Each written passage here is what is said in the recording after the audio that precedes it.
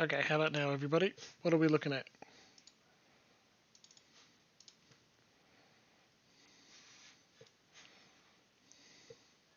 The sound, good. Is it terrible?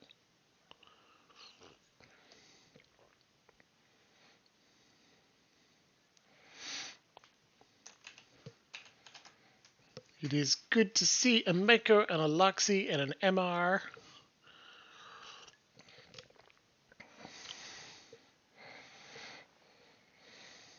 And Maker, you say Judgment as in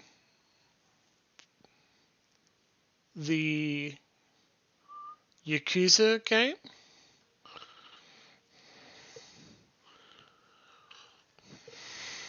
Cool. I just know where the camera sits too, so now I can look at it when I'm looking at chat.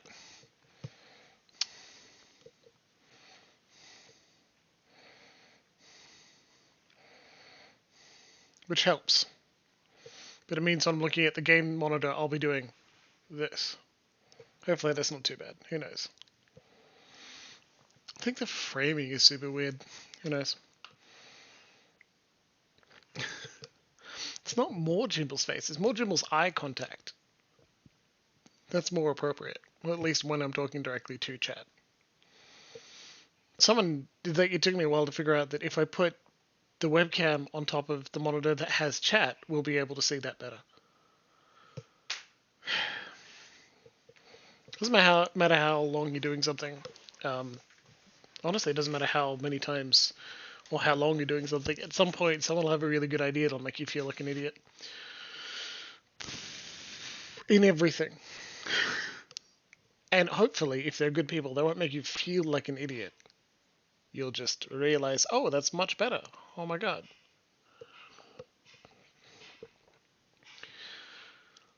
To be a jerk, but that's life.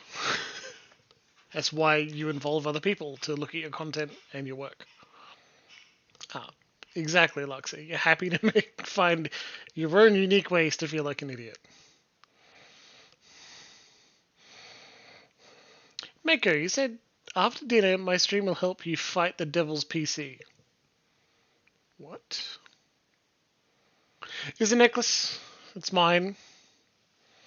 I'm spinning a pencil too because I'm utterly fidgeting. It's hard to show without taking it off. It's not going to fit over my headset. But, alright, hold on.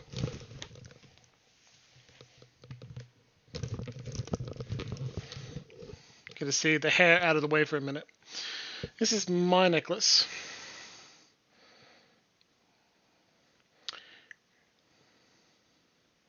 I don't need to take it off, but I can show it off when I do that, and I like it a lot.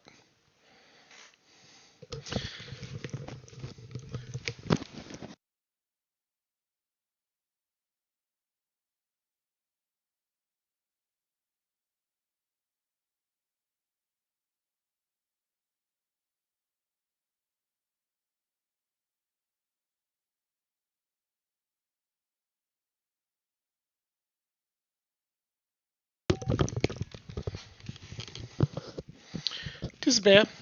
It's specifically my pendant. It's unique, absolutely, made by Nadina, my lovely girlfriend, the glass artist. And worn for nearly 3 years now. And can you tell I do my hair before stream? Put my headset on, make sure it looks good. the lengths I go to show off my lovely pendant. There. How's that? Better?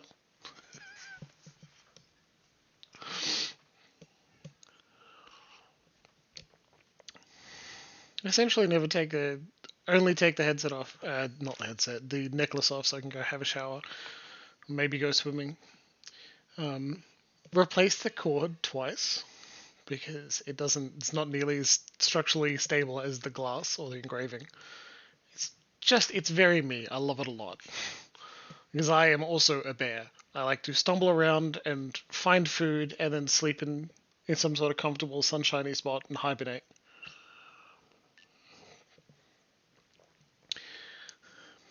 Yeah.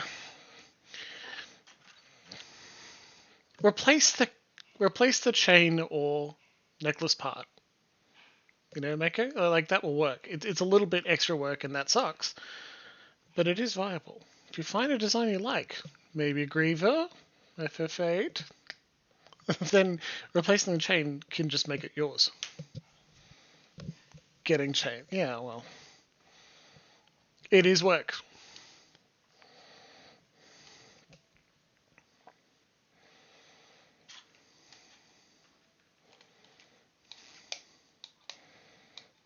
Squall's Gunblade. Lionheart's a fantastic weapon. Here we are making Final Fantasy references that were inappropriate because we're playing Pillars. But I can't imagine as cool a necklace out of some symbols here in Pillars. If we find one, we'll point it out. Yeah? Revolver. Okay, we're the first one. Looks good. Tonight we may have a slightly scratchy voice. I don't know what happened, but I probably had too much milk in a flat white. Corey, nice to see you tonight. Actually, Corey, you said a little while ago that you finished Final Fantasy IX. You highly recommend it. I agree. Shame I haven't finished or even started 9 in a long time. There's a mod that upscales all the backgrounds in Final Fantasy IX to make it look really good on PC. Moguri. Yeah. I'm going to hit the continue button, which generally means we should get started. Did my F key work? Here we go. Alright. Does it affect the models? I don't think Moguri does. It's a primarily AI developed upscale, right? So it works on the background. You can manually install other models, but that has a higher chance of crashing. Because, you know, models have more interactions. Not as big. You know me, I'm a bit of a graphics snob, so I didn't bother replaying 1 until the Pixel Remaster came out. Which we'll be doing this Wednesday, by the way. Pretty excited about that. I've been dreaming about it. We haven't had any, like, formal response to say Twitch is going to do something about the hate rates yet. As soon as we do, I'll be very happy to, you know, tell people about it and say, hey, XYZ happens. But it hasn't yet. So, as soon as we know more, I'll let you know. Because it's fucking Twitch. Yeah, okay.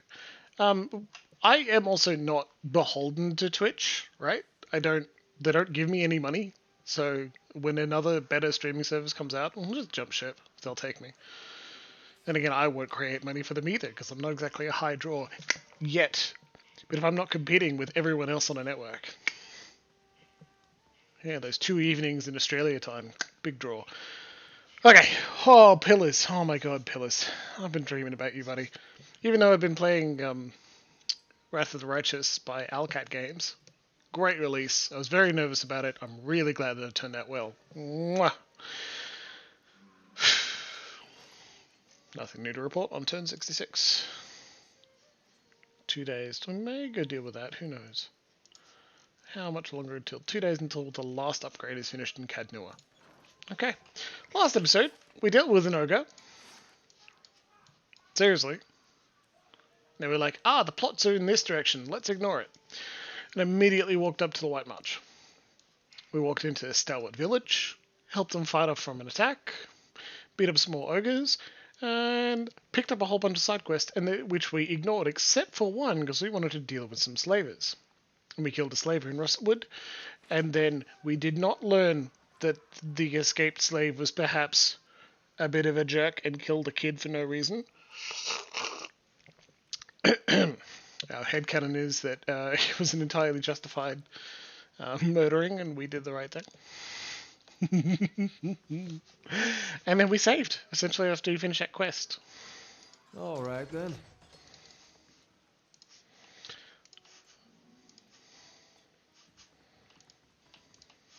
Something I can do.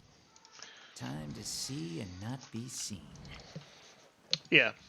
Maker's right. It had a semi-reason. It's also that, hey, frick, this guy is a racist, right? That's not good. We don't like that. Got rid of that little fella, eh? Take this with my thanks. Didn't need his trouble around here. Oh, fuck. Anyway, what brings you back? Okay. We're still also trying to work out whether we're going to actively steal Hayfrick's liquor just because he's a racist, right? And I think that's some kind of punishment we could do. We don't have to give it to the other dude. We can just steal it, My right? eyes are peeled. Episode 18 of 3 hours streamed how far through the game. So the last act is shorter, right? It contains less side quests and is shorter than the rest. But we added an additional act by installing White March. So, glad we didn't actually steal from that. So, we will finish it before 2028. That's for sure. Says he trips them. You're awful. Here the hour. Aphric sent you down to check on us. We aren't causing trouble, on my word. Well, who are you? Danlick. Humble fisherman. Oh, where the ogres come down all the time. Well, I'd sooner fish for truth down a bottle for the time being. Don't suppose you know where a man could find some feminine liquor? All Avric's best is over there. But I wouldn't, friend. It's a mess of traps. I should know. They took their eyebrows off. Tangleg points a finger towards nearby shelves. Oh, over there. Well, what are you playing? Dozens. Care to test your luck? Each of us puts down 50 pounds. 3 wins, you take the 100. Could explain the rules if you like. I'll play. Tangleg reaches forward to gather up his dice. Right, here we go. Coins on the table. Pay the money. I'll let you go first since you knew. Tangleg chuckles. You've lost 50 copper. Roll the dice. You cast the dice. 1, 1, 3. Witnesses value 3. Your turn. Tangleg rolls his dice. 1, 3, 5. Talkers. Tangleg grumbles and picks up his dice again. Tangleg rolls his dice. 1, 2, 5. Talkers. Tangleg grumbles and picks up his dice again. Tangleg rolls his dice. 2, 3, 5. Talkers. Tangleg grumbles and picks up his dice again. Tangleg rolls his dice. 1, 2, 4. Talkers. Continue. Tangleg grumbles and picks up his dice again. Tangleg rolls his dice. 2, 3, 5. Talkers. Tangleg grumbles and picks up his dice again. Tangleg rolls his dice. 1, 2, 6. Talkers. Tangleg grumbles and picks up his dice again. Tangleg rolls the dice. 1, 1, 6. Witnesses value 6. Ha! My witnesses beat your witnesses. Looks like I win. Tangleg reaches forward to gather up his dice. Ready? I forfeit. Tangleg shrugs, grinning. Shame, coming back if you get called out there. What the hell was that?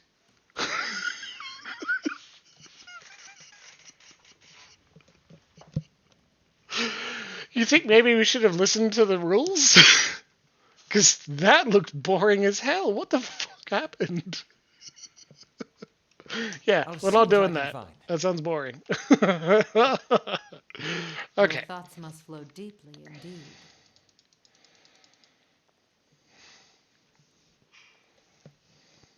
Yes? I shall. Don't be that guy. What did I do? Come on.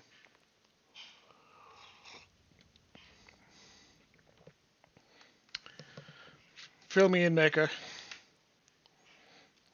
While I wait for How may I help? Aleph to no longer be seen so that he can more effectively... No, that's not stealing. Let's just do it. The work of a moment. Great!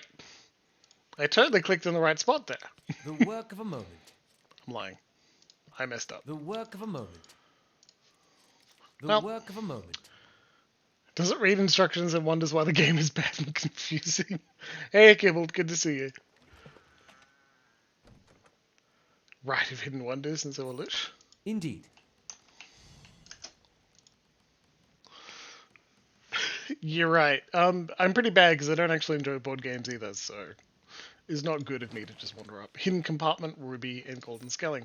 This is all great, but where is the right one? Fenland Liquor. Alright, well that was quick.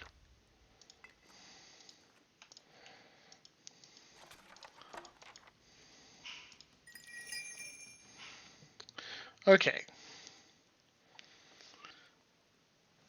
Right, so I just did a quick calculation on the calculator. I didn't strictly need to, but did anyway. The How Long to Beat website rates Pillars of Eternity as a completionist, and I think that's multiple playthroughs doing everything, is 120 hours, right? That's a lot. That's a long time to play. At 3 hours an episode, that will take 40 hours to finish. I don't think we'll take that long. It'll take a little longer because I'm reading everything out loud. And it'll take a little bit. And we do intend to do all the quests, so it will take a little while. We don't need that, so let's not risk it, because we are seen, we're just not read yet. Okay, cool. Hey. So, how long through are we? Oh, I say 40 episodes, not 40 hours. Otherwise, we're way behind. Okay, we stole this dude's liquor. We don't intend to give it to the other useless dude, so let's just fucking leave. We got 684 experience just for doing it. Cool, problem solved.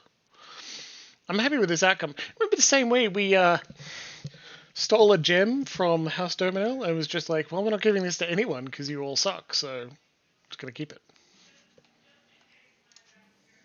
Please, tell me you found it. I've got a craving like you wouldn't believe. Nope. Oh, hello.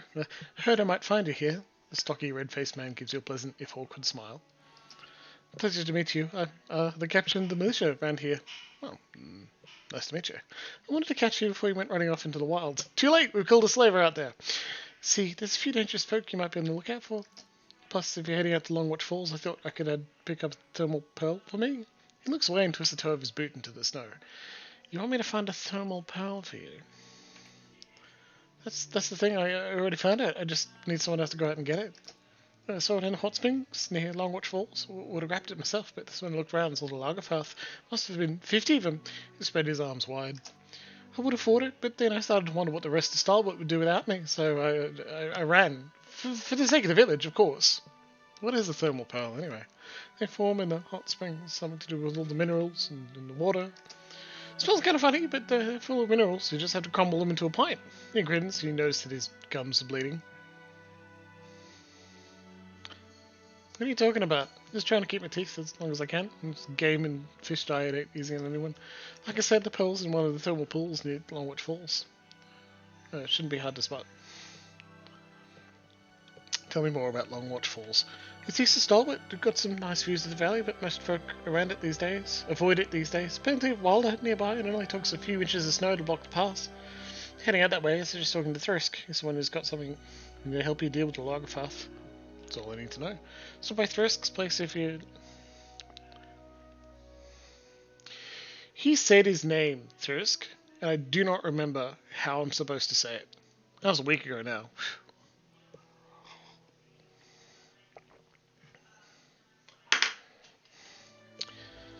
This is his house next to the mines. Veteran hunter.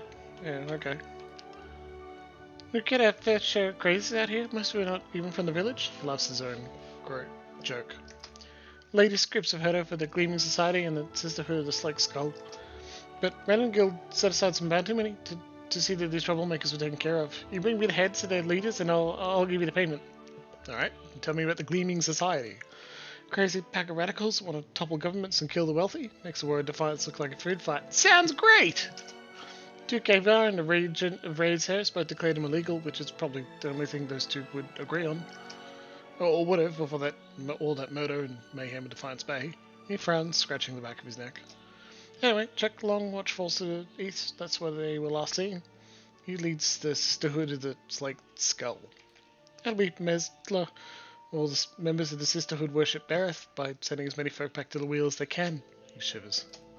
I've been poking around Durgan's battery, and Whale only knows why, but you can understand why no one around here was pleased to hear about it. Passed the town recently, didn't stay long, but they stopped at the Temple of Ondra. You might see if Lav to know something. If you come across them, be careful, they're unpredictable.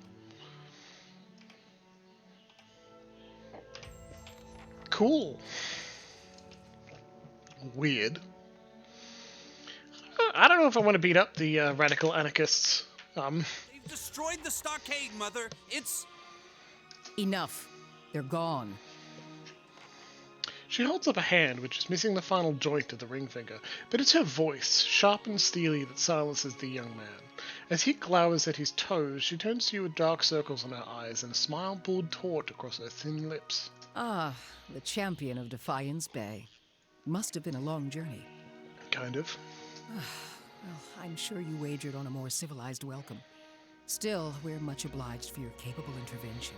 She takes a slow breath. She shoots the young man a brief but stern glare. He pulls a knife from his belt and an apple from his pocket, sets to work. Charming place like this, I can't imagine why you don't see more visitors. I won't waste your time. Her smile thins. She folds the map in her hand with a quick and merciless pinch. Stalwart isn't much more than a grease stain on a map. Oh. What roads we've got in the White March are basically tracks in the snow. And for every trader or adventurer that comes through, 3 of our own leave for good. Oof. But it weren't always so.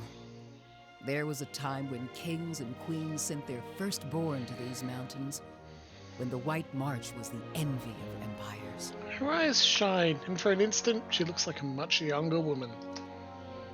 How the mighty have fallen. What an era that must have been for the White March. The Pargrin dwarves transformed the White March once. We could bring some of that greatness back to Stalwart. But we need the White Forge. She raises the map and taps a spot in the middle of a white and grey expanse. I know of it. Then you'll know that no one's felt as much as a summery breeze from the White Forge for over 200 years. She smooths the creased map. I'm hoping you can do something about that. She ignores the young man, who shakes his head at the cracking logs. Me, work a forge? I've never done anything like that. I'm not asking you to work the White Forge. I want you to find it. We've been trying to breach Durgan's battery for over a year now. Problem is, the other expeditions can't so much as dent the front door. She rubs at her fatigue-shadowed eyes. Tell me about these other expeditions. A dozen different groups have come through at our request, and several more besides. Been hoping that one of them could clear the way through Durgan's battery. But young or old, green or seasoned, it don't seem to matter. They cast their spells, chisel at the door, and search the grounds until they've worn new treads into the old stone. The soundtrack here in White March is really good. The lucky ones eventually go home. Plenty more find themselves on the wrong side of a blizzard, or an ogre raiding party. Why this sudden interest in White Forge? We're an old mining town. Or we were until the Adirans pulled out and left us with a half-dug mine shaft and something resembling an inn. She thumps a sturdy wooden wall with her fist. Since then, it's been a steady decline. You've seen the roads. Isn't much we can produce that the Valians can't ship cheaper. But the White Forge... well, if we could fire it up again and start producing Durgan steel, or something close to it, wouldn't matter if we're in the White March or the Living Lands. Business would come. She folds her arms and gives you a stiff nod. The young man says nothing, but he tosses a sliver of the apple peel into the fireplace. Luxie, is it its own set of music? I think it is in the White March, and that's good. That's one of the things I wanted to talk about. And I hope that everyone in the VODs is like, well, I hope Jimbles talks for a while, because I love hearing him talk. Because it's going to happen. Whenever there's like a large... It used to be more obvious in expansion packs when games had fully realized expansion packs need to be packaged and released.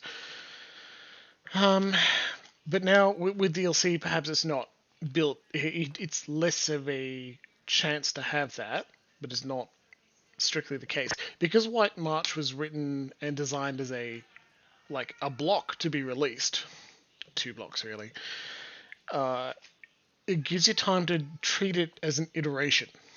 So the game itself is like Pillars of Eternity, created, content, release, some post-release content, but not a lot, and then an expansion. Now, if the expansion is after the design process of the game, you've got a bit of time to iterate and focus on what really matters to your game, and have all sorts of ideas that say this is what was good. This is what our playtesters thought was fun. We should focus on it in some way, right? And so, it allows you to create with a better understanding of what was good and what worked, and work on different trials. Here is the loud cat. He's a good boy. Gonna put him in his spot on top of my computer. And so White March has, like, the classes designed for White March are allowed to do things in a slightly more interesting way or solve problems that you didn't expect. Which is why when it came out, they allowed you to slightly multi-class. Which,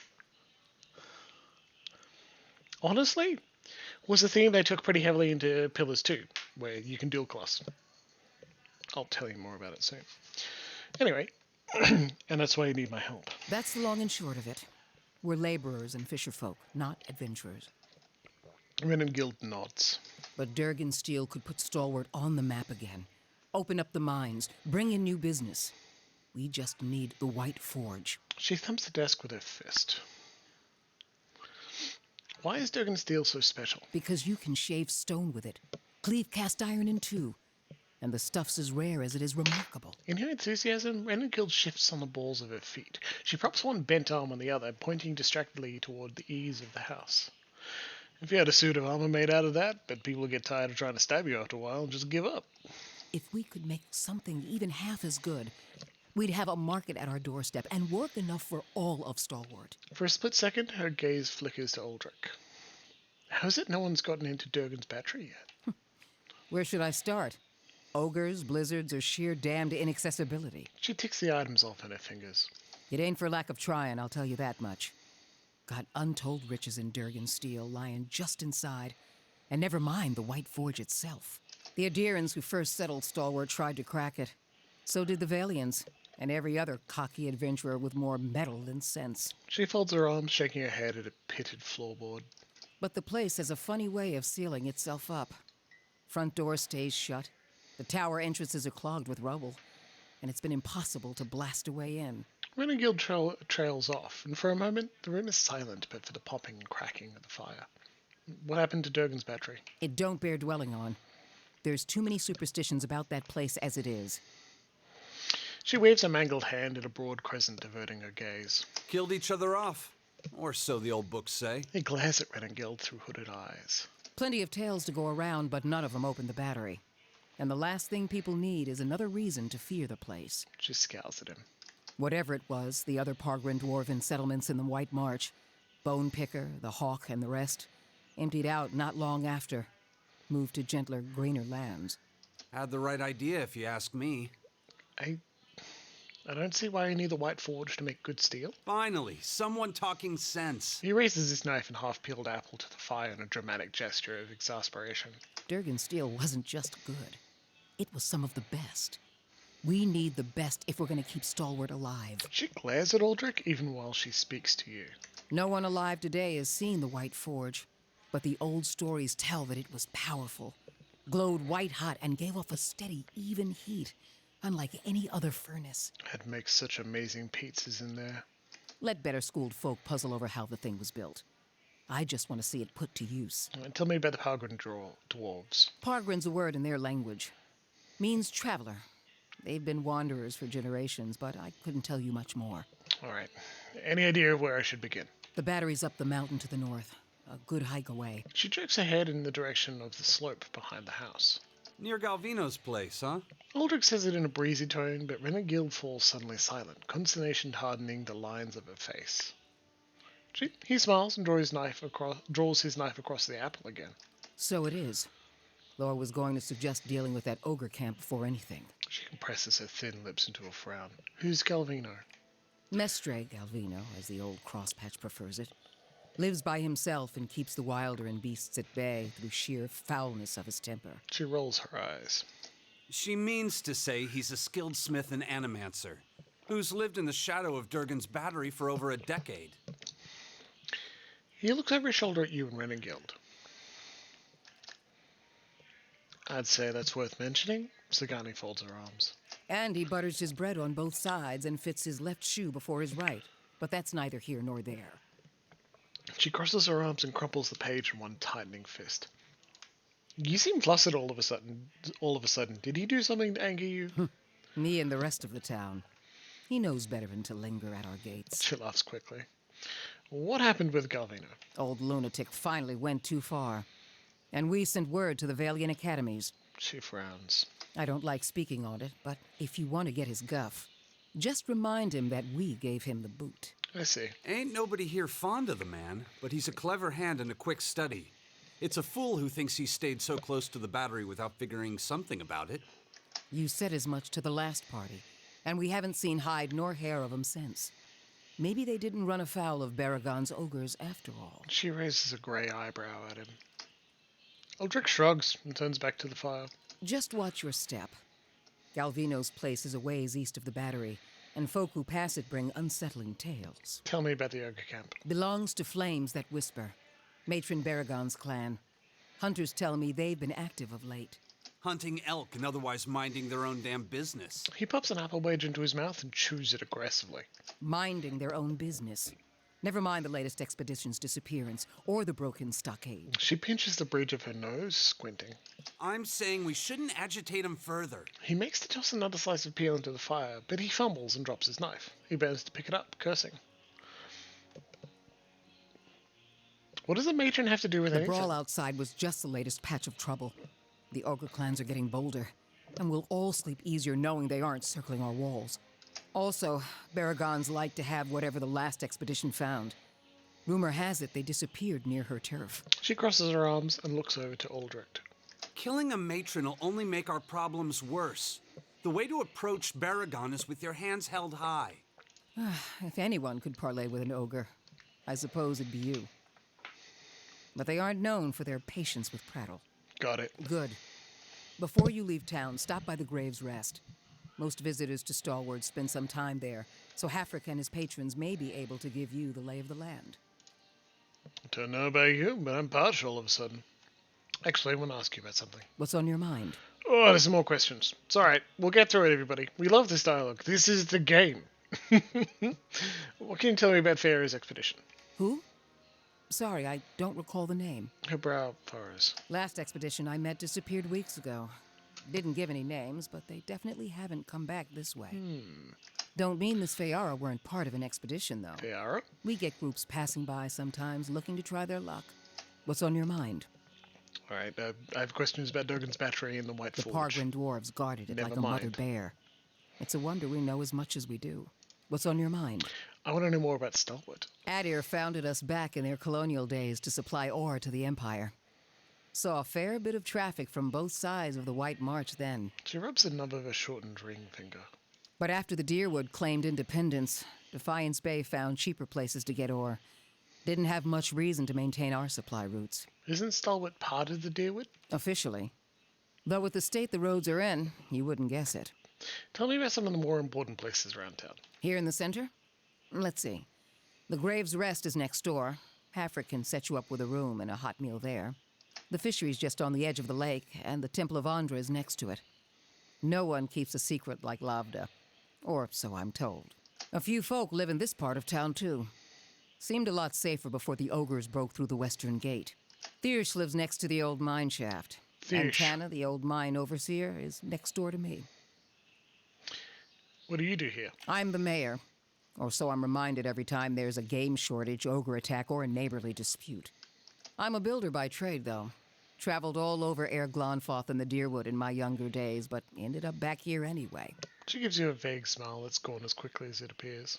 What's on your mind? Can you tell me anything about the last expedition that went to Durgan's battery?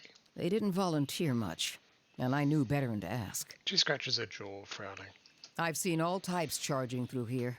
Professional companies with shiny new equipment as brazen as you please, and hopeless runts with nothing but tattered leathers.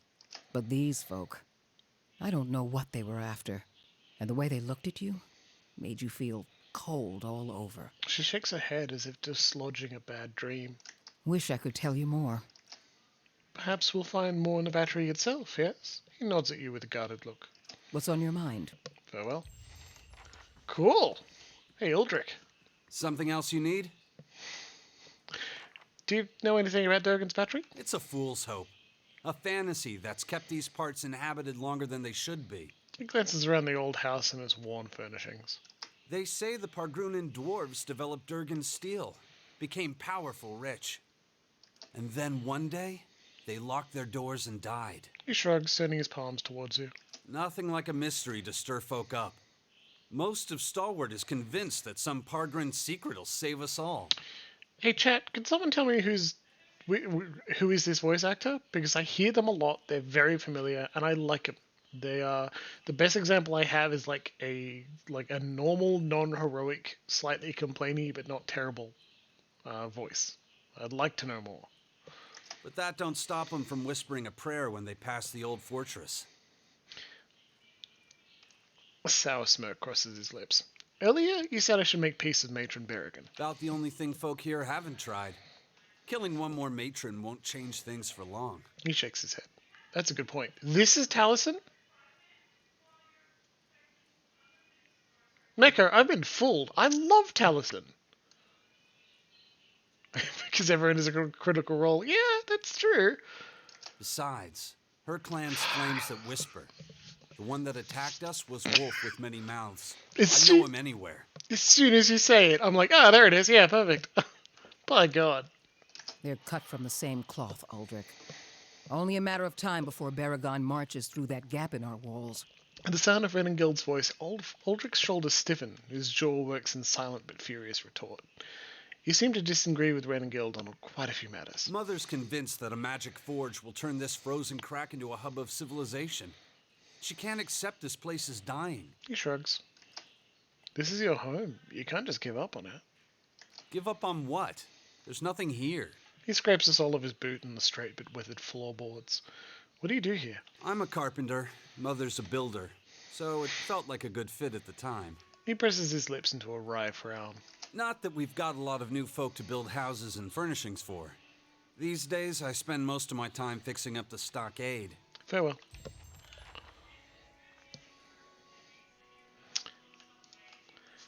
Judging from a large hole behind the gills, it can be safely assumed this trophy fish was shot with a pistol, not caught with a hook or net. Hey, lady of hot sauce. I love your name too. I'm not great with hot sauce, but the ones I like, I do like. Welcome along. We play through, we do a lot of voice acting, and we talk about things that are great, and we complain about things that are not. But all good-naturedly.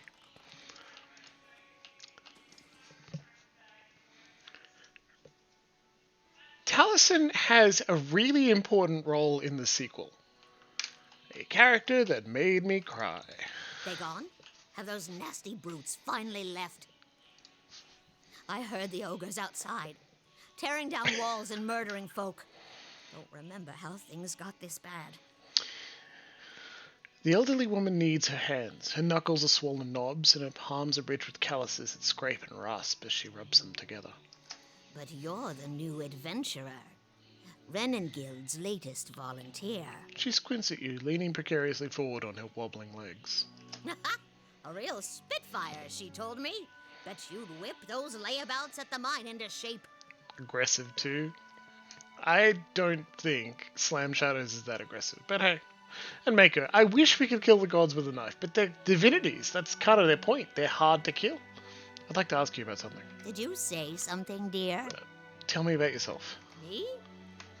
I was the overseer at the mine, back when it was running. Got shut down decades ago when we couldn't sell or ship the stuff. Hey, Game Extreme 69. Love 69. What level are we? I don't remember, which is not great, but we are heavy enough, we are high enough that the game is warning us that it will be too easy if we don't go high level. And then we nearly die anyway because I'm bad at games. Yeah, we got a couple of new people in, which is fantastic. Looking for male voice actors because you're in charge of the team is making a game called Michimon. Game in Michigan-like setting. That's really cool.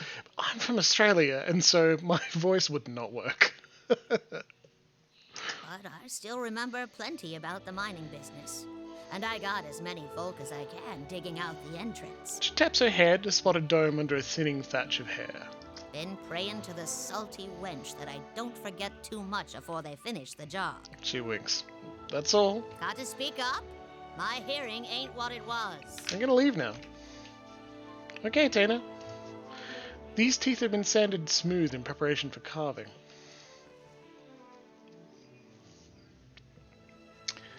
I hope you have a wonderful day too, lady.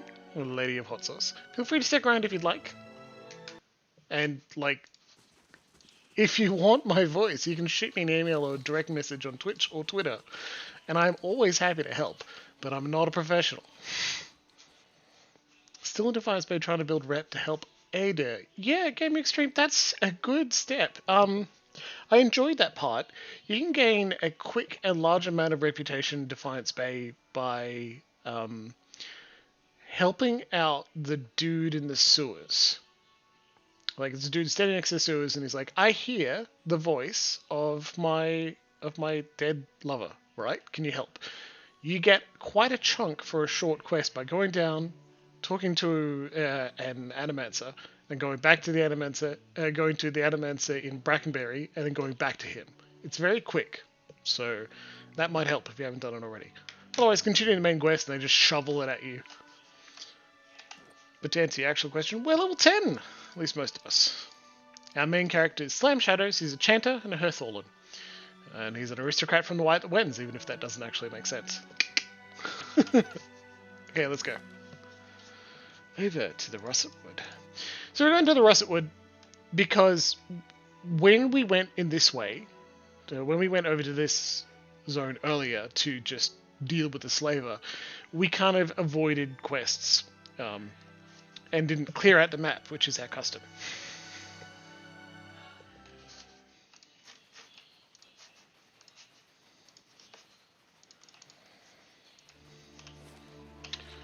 It's been a little while since we've had combat, so let's at least do that, right?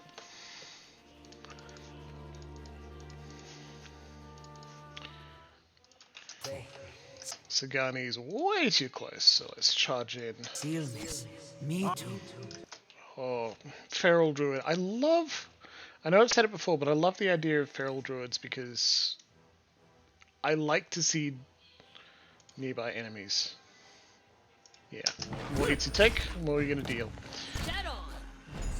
Play this on PlayStation Gamer. Ah, yeah, they did do a port to consoles, and I know someone who watches the stream a lot, and you'll see me talking to them all the time in our VODs, which is available on my page, is rebooting.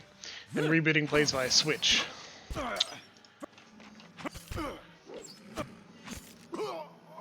Just been a PC gamer for all my life, so whenever I try and get into a console, I end up not using it as much as I should.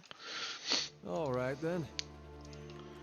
Feral druids. I love the idea that druids are outside and separate from civilization. So a feral druid is kind of like an oxymoron to me. That's not how you have to write them, I just think it's exciting in a D&D sense.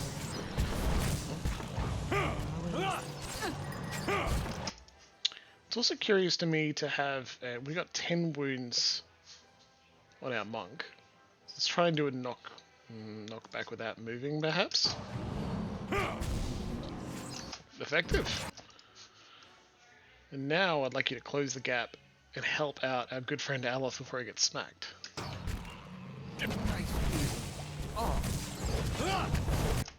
He's taking a big hit there.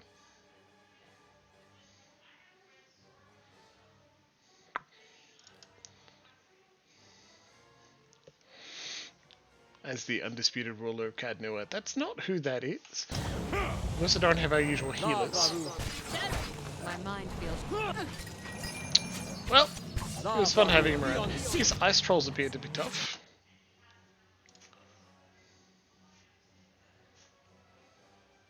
Oh yes, the most amount of healing.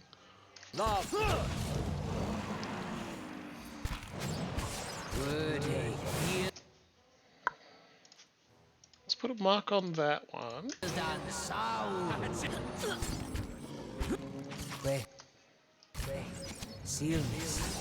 I wish you no harm.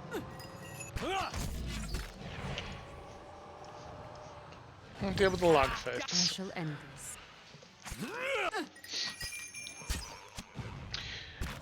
thanks for going through that, Mako.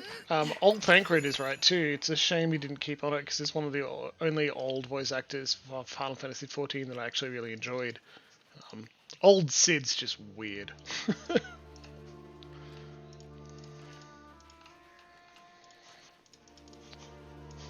Hey. Not a sound. Heal up, old man. Zawa. Which... Great. Merylwib. Yeah.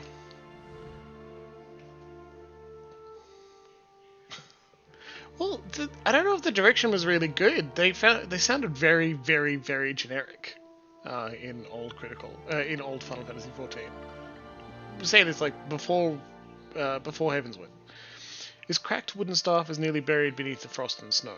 To your senses, the gathered essence shines like a beacon. Examine the area. This camp is long abandoned, and what remains is buried beneath a layer of ice and snow. The staff seems to be the sole item of note. Touch the broken staff.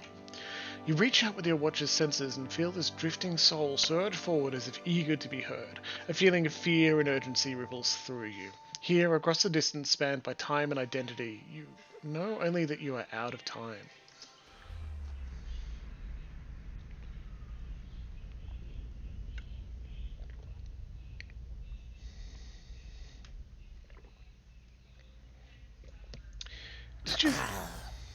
Did you think to escape me by climbing a mountain?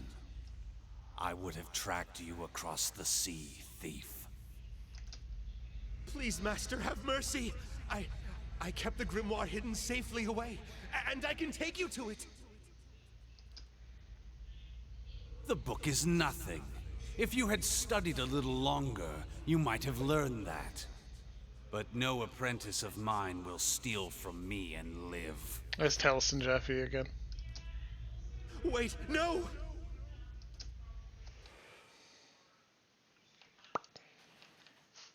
That's interesting. Nina Goth being a wizard and has his name in a couple of spells. Dargle! Vampire Skirmisher, Felisa. Or Felisa. Gently with the fingers, they're the best part. I don't want... A slow smile creeps across her face at your approach. The other men and women turn to look at you, their mouths filthy with blood and gobbets of flesh. Well, hello there, handsome. What brings you to this part of the Russet Wood? I'm looking for an ogre matron. Oh, how nice. She's staring at you intently now and doesn't appear to have heard your answer. Orlin, I've never tasted Orlin flesh before. I wonder if boiling you first would get rid of all that fur. She licks her lips. I don't want to fight you. Good. We'll kill you quick. You won't feel a thing. Bong, bong, bong. Alright. Yeah, cannibal cult, right? We essentially just wandered out and said, oh, sure, we'll take a look at your cult, and then bam, they're all eating people. I should have taken the opportunity to roll my eyes. It's just the stoic part that made me think, do we really want that? I don't want you to open with a whisper of treason. That's not very helpful. Shed no blood. There we go, that was a good one. If it was whispered clever, it would be right on it. It's fucking hilarious. Ugh.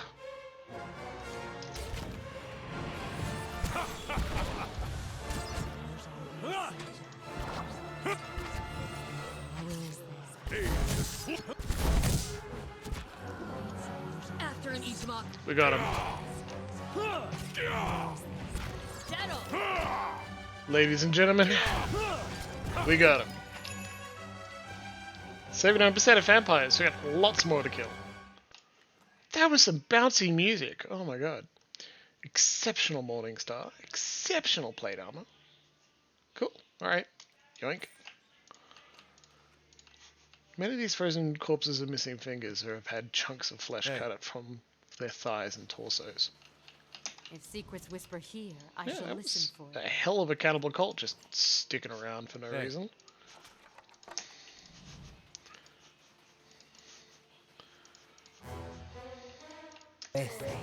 Seal this.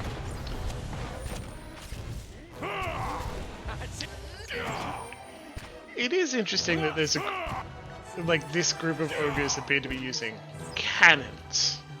Hey. Oh, okay. Glad you waited until the rest of your allies were dead. My mind feels sharp as steel.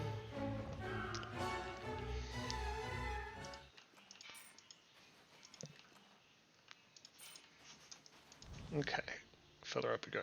We will investigate that soon, I promise. A box! We should take a nap. We're getting all these camping supplies for free.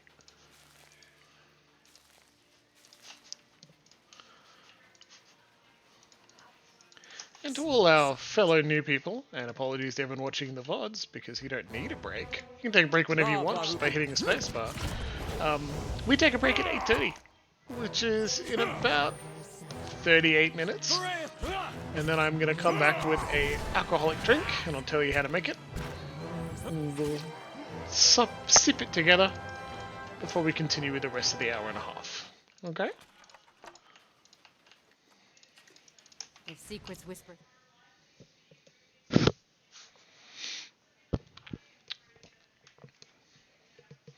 That looks bad. Sorry, that looks like a very low skill render, which is pretty funny. It's not terrible, it's just unexpected that it doesn't fit the aesthetics. It looked like you could see it in Neverwinter Nights 1. There's one here who deals in visions, dreams. I feel her mind near mine. Thank you, grieving mother. This is why we keep you. The petrified skull is as cold and hard as stone. Wax tears dribble out from the eye sockets. A dragon skull. You might find this interesting. I do, Aloth. Thank you. Find that interesting too. This is why we stealth and we scout when we go dungeoning. Traps. Ubiquitous. Absolutely ubiquitous in video games. And early D&D. But don't overcook it. You mean stop before it turns black? I'm so lucky you're here to tell me these things. What is this? A wide shaft snakes deep underground. The lip is surrounded by scattered refuse and half-gnawed carcasses, but wisps of light wink along the walls below. Yet the chute disappears into darkness. Peering into the depths, all you can see are shattered bones and streaks of frozen sludge stuck in the ice. A rancid odor of rotted meat wafts from the chute. Inspect your surroundings. The ice that varnishes the chute feels slick and smooth. It won't offer any traction. The faint echoes from the depths suggest it's a long way down. However, you notice a thick stalagmite nearby. It looks sturdy enough to hold a rope and grappling hook. Okay, secure a grappling hook. You secure your hook to a thick, solid-looking stalagmite, giving the rope a tug for good measure. It holds, and you cast the free end into the darkness of the chute. Climb down the rope. You grab the rope and plant your feet as best you can against the slippery ice. You lower yourself slowly, seeking out rough patches and ribs in the marbled and filth-streaked ice. After several minutes, the mouth of the chute disappears above you. The climb tests your patience more than your strength, forcing you to choose your footholds carefully, until the chute opens into a wide cavern around you. You lower yourself hand over hand, keeping your half-numbed fingers wrapped around the rope, but you still can't see the bottom. As you look around, a glint of light catches your eye. You see a small outcropping clinging to the wall nearby. Skeletal remains cluster on the ledge, and between the bones you detect a glimmer. The edge of the outcropping is just close enough that you might be able to swing towards it. Swing on the rope to make a grab for the ledge. You heave your weight from side to side, building momentum. The rope creaks under the increasing stress, but the ledge is almost within reach. You swing once more. As your fingers brush the outcropping, a loud crack resonates down the chute, and the rope gives beneath your weight. Whoop! You experience a panicked moment of freefall before the rope snags again. I can't see all the way to the mouth of the chute. You guess that your grappling hook dug its claws into a ridge in the ice just in time. It's holding, for now. You tighten your grip about the rope and consider your options as the rope creaks softly overhead. Hey, chat! I think it's about time we have a choice, right? There we are, 56 minutes into the stream, and I think it's time you guys have a vote on what we should do. 1, 2, 3, or 4. 1, carefully climb up the rope to secure it once more. 2, climb back up to the chute's opening. 3, try to reach the ledge again. Or 4, climb down the rope. 1 vote for 4 from Makori. It sounds like it's a 1 vote for Luxie. Get us killed, so what? We load game. The consequences isn't that bad. Give us just a little bit of time for everyone who might be a little bit delayed. But cast your vote soon, everybody. Sway my hair for the camera while we're here.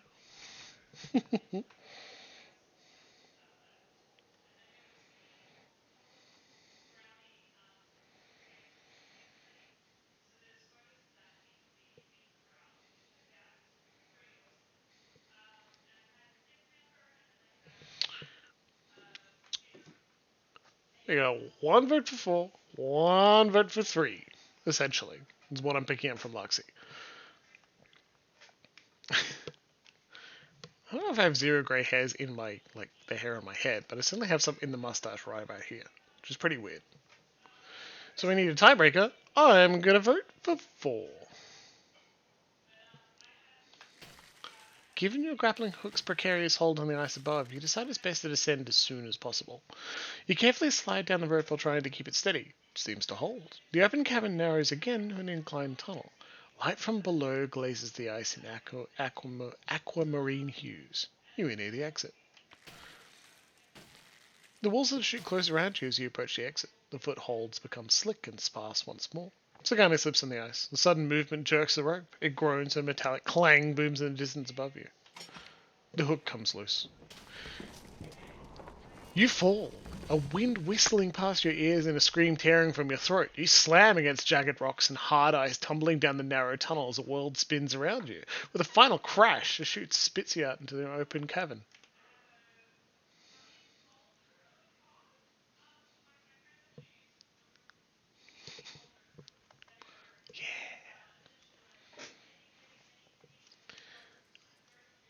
Look at that. Concussion. A concussion on Zawa, that's all. Let's go. Immediate move into combat. My mind feels sharp as Where everyone's moving fast, even if it is still in slow combat mode.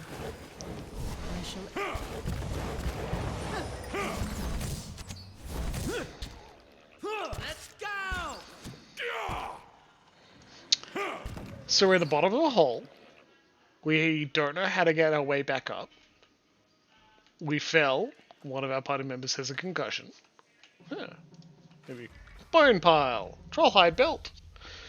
1 endurance every 3 seconds. Amazing. All right, then. Not perfect, but amazing. Pop on our good friend Adair here, and his base regeneration will shoot right up. DR bonus? That's not much. Yeah, let's replace it.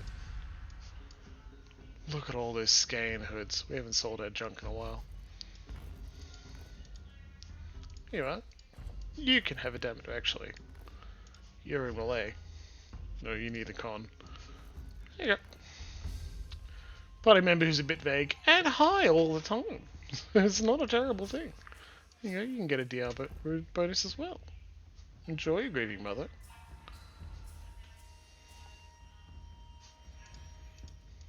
Friend's wearing a neck slot item.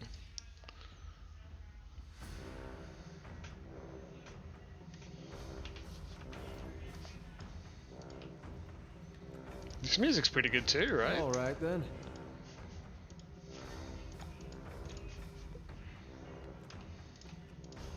Fish and ogre blood, my favorite.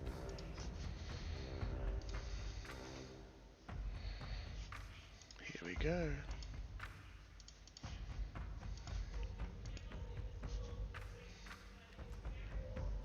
Altar chain, some coin.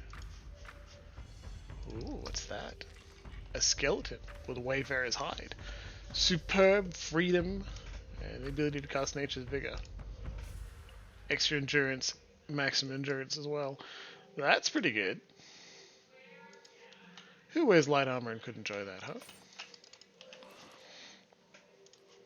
Light armor for you. Of intellect +2 and law giving. We do like that though. Spell holding mirrored images and defiance. You get crit, you get that. But what if we give you this instead? It's armor technically. It's light armor with 11 DR. Take that. That's fantastic. Yeah. Slightly more monk-like, right? Hey. Who knows? What is this? Something we'll investigate later. Lavaru, be on seek. Wait.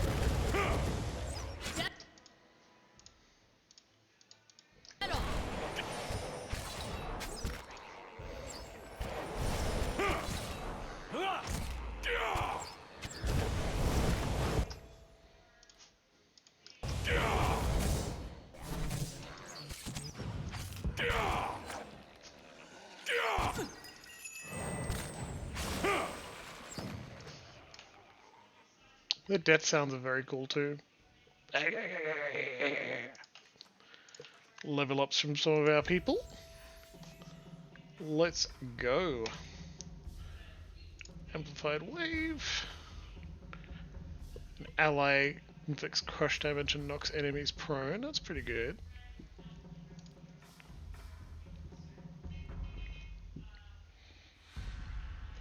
Okay, we're going to take disintegration, absolutely. Mind Plague. Dazed and confused. Jumping up to 5 enemies. Let's take Mind Plague. That sounds fantastic. Level 11. Level 11, everybody. I'm excited. That's very high up. Aethalath with fear. Burning effect on all allies' weapons. 7 men onto the dock they went. Bonus to freeze and shock damage reductions. Bonus defense against prone affliction. Silver Knight shields broke doth arrow and blade. That's great. Just 10 deflection straight up. We'll do that. Remember, Slam Shadows is primarily a support caster. Can't increase mechanics. Archimedes, Capricious Hex. Dazed, Sickened, Paralyzed. Enemies. Death Ring that's around you. Nope. Case the Dragon. Petrify. Precisely Ninagoth. Remember? I told you. It was a wizard. And there's one of their spells. Huh? Yeah. Right here. Enormous spike of ice pulsing freeze damage on enemies. It's a faux AoE. That's fantastic. Let's do that and that. Alice, damage dealer. Spell masteries. We can cast this every turn. There you go. Perfect. Necrotic Lance. Love it. Conflicting burn damage between enemy people. No, it's good Necrotic Lance. So we'll be able to cast Necrotic Lance every fight. It'll be a per encounter spell for Aloth, which is desperately needed given how quickly we roll through all of his spells, i.e. Hi? See? Hey. We could perhaps rest down here. May need to.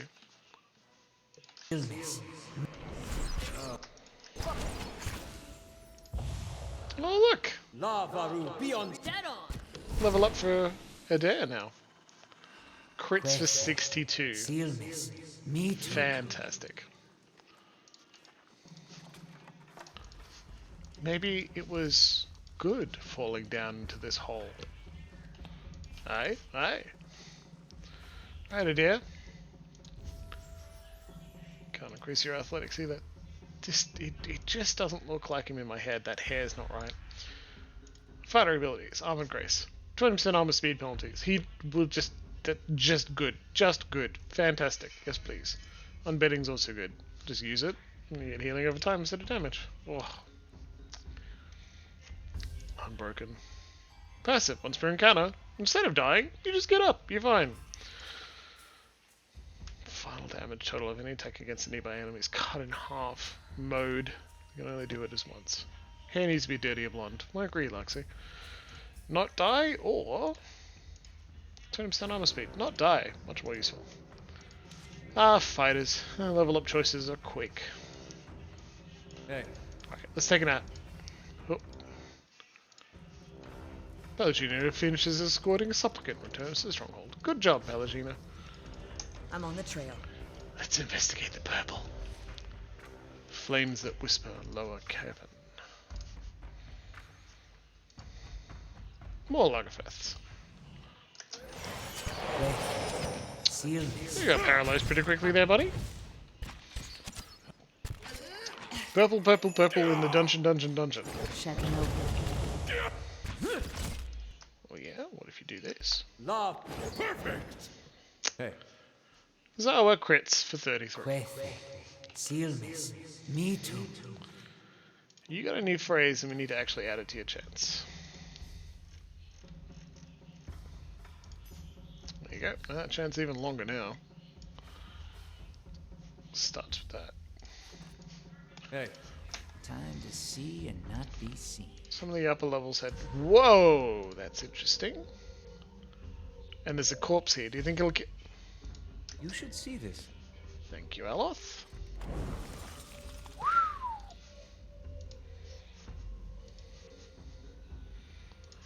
Difficulty 9. That wouldn't have been fun to step on. Crowd Ogre. Alright. Quest. I just super like having to walk directly in and kill all these people, especially when we said that we would talk to them around the caster. Oh, bypassing damage reduction though. Just throw out the strong spells. YOLO, right? Aloth, he only lives a couple of times and keeps dying all. Lavaru, be on seat.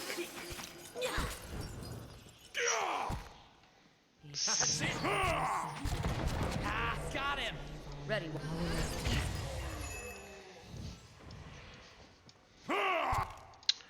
Leave it to me. Dead on. Leave it to me. Hey. There you go. Quest. Sealness. Me too. Grieving Mother took a hit there, but otherwise it was pretty smooth.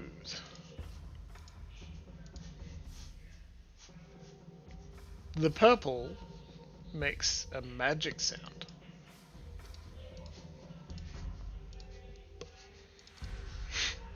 That sound is magic. Also what is described when people say they can hear electronics. When do I get a cannon of my own? Go up to the battery and take one, same as the rest of us. They're taking cannons to the battery, eh? I wish you no harm. Shed no blood. Get him. Tara, I want you to charge this cannon again. Whoop. Dead on. Charge. I hit knockdown instead of charge. It's because we don't have charge. We have knockdown and we have pull. That's right, because I keep looking at the pull and thinking, I kind of wish that was a charge. Quest. Charge is probably a barbarian ability. Hey.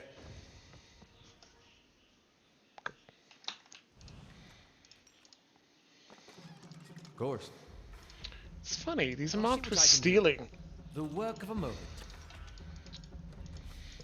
Usually in dungeons, it's not marked as stealing when you're just looting things. So I think we may be in for a how dare you kill all the ogres? Like we're not given a choice game.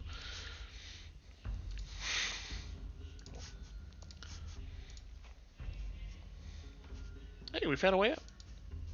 I'm not gonna go there yet. I'm gonna keep exploring. We're adventurers. Exploring things is what we do. Exploring, looting. Got another batch of cannibals ready. Well, let's go find someone to shoot. Quest. Happy to oblige, my friends. You open with a wave of knockdown, but it's just not that good. What I'd rather do is can you dominate? My mind feels That's the spirit. After an Isma.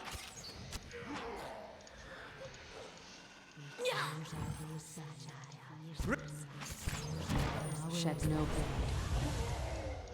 Hey, Dead on! I felt bad.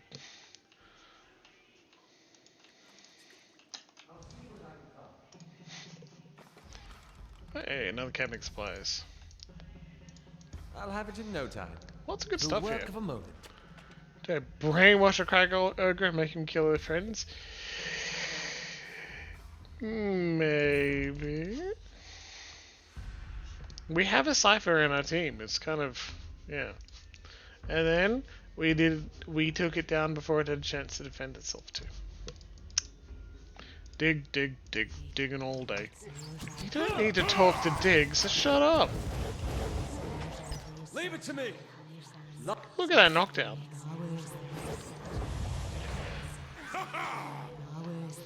Hey,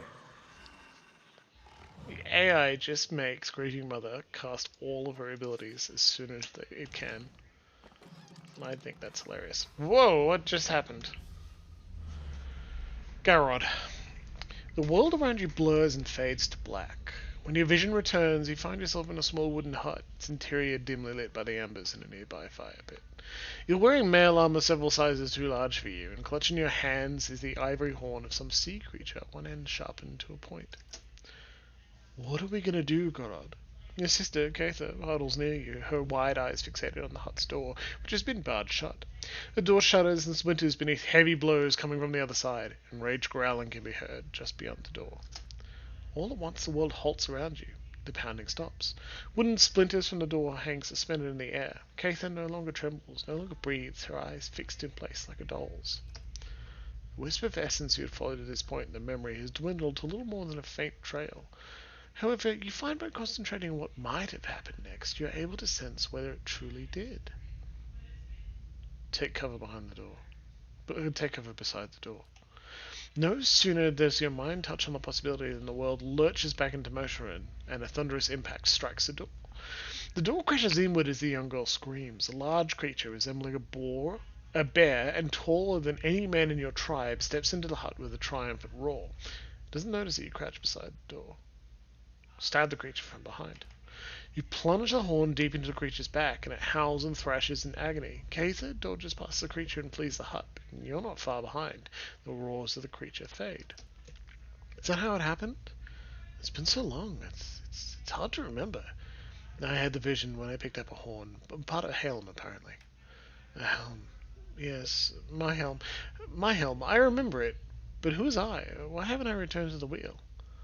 Maybe if you knew who you were, you would know whether it was time to move on. The helm is all that remains of my old life. If you'd found some of me within one piece, perhaps my memories are scattered with the rest of it. Perhaps there is peace to be found in its reassembly. Alright, I'll track down the other parts of your helm. Thank you, my friend. Sure will. Gemstones glitter between the veins of iron ore. They're deeply embedded within the cave wall, and extracting them intact would require a hammer and chisel as well as a deft touch. Well, use a hammer and chisel to carve the gemstones out of the wall. The chisel keeps slipping from your grip, and your careless hammered blows destroy some of the more valuable gems. Fortunately, you're able to retrieve the rest without any trouble. 7 Valoon. all right then. Yeah, exactly, dear. Alright then. Yoink! This way now. Armory, mine, armory. Oh, look at that. Secrets whisper here. Something to not step on. The work of a moment. What do you suppose that bally thing is? Ding from disarming traps. Good job, Zawa. Survival, athletics for you as well, so you don't fall down more streaks. Requires a wound, get extra attack speed. Burn damage per wound. Ooh.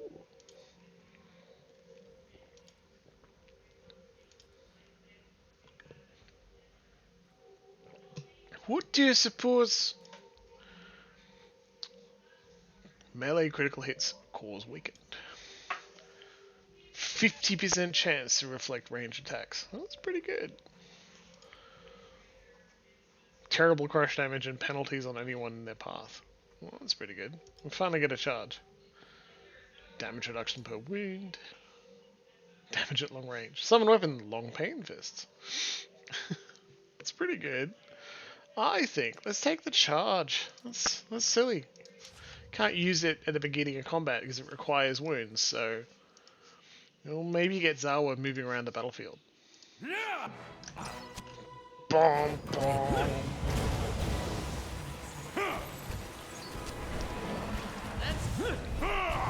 Lavaru, be on seek! Let's go! It is no use. Ah, got him! Wish AI used the per encounter powers by preference. That would be very useful. That's it! I guess I could say, hey, Aloth, don't use your Paris abilities and we'll have to cast your spells manually. We'll see how that goes just for a bit, huh? Stillness. Me too. Look at all this loot. Alright then. We found more stairs up. Okay, well, these are as good as the others, right? Who knows what we'll find on the other end.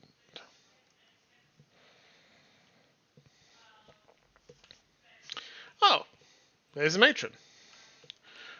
Well, this is going to be fun. Just make a quick save, just in case something goes terribly wrong. Hello! And they can see us. So, we just kind of walked in. Fish. Sweat. Sulfur. The Yoga matron sniffs at the air, her nostrils as wide and dark as two pistol barrels. Ah, good. The smell still lingers. You approach the flames that whisper clan with the stink of stalwart heavy upon you. You fill our halls with dreams of battle and bloodshed. A feral grimace parts the matron's teeth. Yet even while her fingers clamp into fists, she watches you carefully. Why would I attack you? It was the Wolf with Many Mouths clan that attacked Stalwart. Matron Forgash's clan. But it's rare that you thin-skinned folk know the difference. And Stalwart. Her fierce gaze relaxes. Her teeth lock back into a snarl. The villagers spy on our camps and spoil our hunts. They pick us off only to retreat behind their walls. No comment. Cold fury rumbles in her voice. Like a crack in the ice, they spread deeper into our lands with each waning moon. But we'll answer them blow for blow. She punctuates her words by ramming one meaty fist into the other. The villagers seek the White Forge, and they're not after you. Yet they come with weapons in hand, and mark their passage with the blood of my kind. No comment. Wiry black hairs bristle along her arms and neck. And their strength fails, so they send you to carve a path through the fallen keep. Durgan's battery unsettles you. Of course it does! Her hot breath hisses between bared teeth. The other ogres growl and glare at you. Her mind boils with fear. It's the diseased carcass of a ruined civilization. It festers with restless spirits and rotten magics. I see. She roars and clutches her head with wide, long-fingered hands. Dreams. Hailstones falling like cannonballs from the ramparts. A frozen gale screeching through the tower door. Her nails plow trenches through her ropey hair and raise a spot of crimson from her scalp. Finally, her growls subside and her breathing slows. She looks back at you with bloodshot eyes. Most dreams are fears given a face, but that does not mean that those fears are unfounded. My dreams drove me to found this clan. Now my dreams tell me that Stalwart's ambition will destroy us. Hey, chat! I know you want to help the big friends. I also want to help the ogre, the big friends. We have befriended an ogre before. Why can't we do it again? Which choice would you like to make? From 1 to 7, and I am pretty sure 7's not going to be picked, but number 1, intellect 17, using our stats, something we always like to do. Stalwart's barely surviving. The last thing they want is further trouble with you or anyone else. Number 2, dreams often communicate something of the truth. Number 3, this isn't about you. Stalwart wants Durgan's battery for trade. Number 4, I don't place much stock in dreams. Number 5, perhaps Stalwart means to drive you out with the weapons of Durgan's battery. And number 6, law. The histories indicate that the Pelgrin and dwarves battled amongst themselves in Durgan's Battery. And number 7, then I'll have to end this now. Which would involve attacking, right? And if you want to help them, it's probably not what we're doing. So, make a vote. Larxie's already voted for 1, which is Starwood's barely surviving. The last thing they want is further trouble with you or anyone else. I'll give you like a minute from now, so I hope you move pretty quickly. We got several people watching. Oh, 2 more votes from Mako. 2 more votes for 1. One of them from Mako, one of them from Corey. Chat, you're doing great tonight. Don't know if 6 helps. See, that's a good point, Maker. That one is just like it's Nobby Law saying, well, the histories indicate the Pelgrin and dwarves battle amongst themselves. Like, they're talking about this, but it's not helpful, right? And intellect 17 is very high in pillars. Like, that's a high ask. I think 20 is like the highest you get for challenges. But I'm not certain. I haven't checked at a spreadsheet. Maybe I should, just for trivia reasons, but certainly not while we're playing.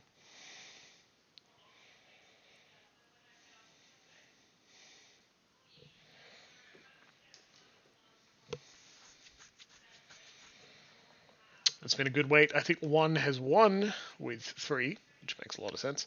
Intellect 17, stalwarts barely surviving. The last thing they want is further trouble with you or anyone else.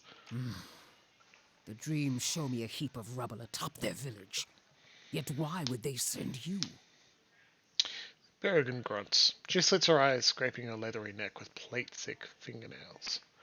Okay, again, 1 to 5. Everyone, you need to vote. 1. Option 1. I heard another adventuring company. Members of the Leaden Key crossed your path. I'm looking for anything they might have found. Option 2. I came of my own accord. I wish to discover the battery's secrets for myself. Option 3. Durgan's battery holds rare and valuable weapons. I want to find them. 4. Starwood has enlisted my aid. I've got to help them find the White Forge. And 5. I'm here to destroy you. Golem King votes for 7. And it came in after we chose to move away from that dialogue choice. And do make a vote, everyone, for this one here. Golem King, 7 is no longer an option. But it was straight up attack, and we've still got a straight up attack. Luckily, 1 still came out ahead. What do you guys want to vote on for here? Do we want to say we discover the battery secrets for myself? Or are we going to... Or we want to point out the Leaden Key? Many of them are true, you know? In fact, I think all of those are true. This is an approach decision. What does our good Slam Shadows want to say? Yeah? Think about it. Wry, clever, snarky, but still passionate. Is 1 like they were shits, I don't have any interest in avenging them? We don't know. I'm pretty sure, right? Because it's not like we're going to throw ourselves in with the Leaden Key. Except Aloth. Then again, he betrayed them. Be honest, 1. Well, let's 2 votes for 1, essentially. I want to keep things moving because it's nearly break time. So let's go with 1.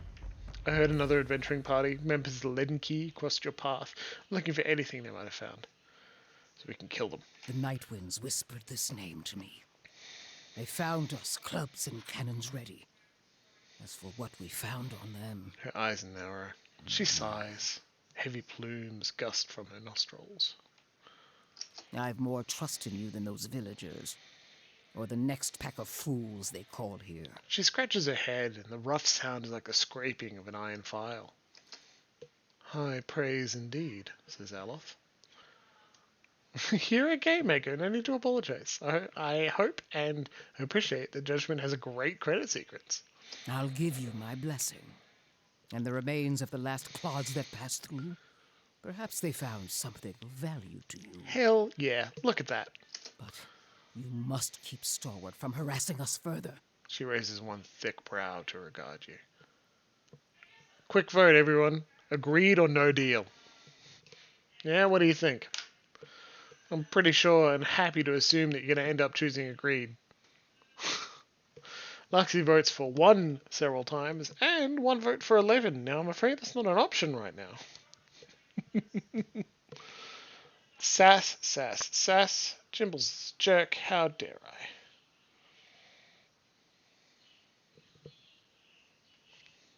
Several votes for 1. 11 was definitely a second choice. I believe you. Kibble did say that they were simply lurking, and that makes sense, because usually we would have had some sort of panic attack from them by now. Not sure which one to pick. Just teasing a little, it's fun.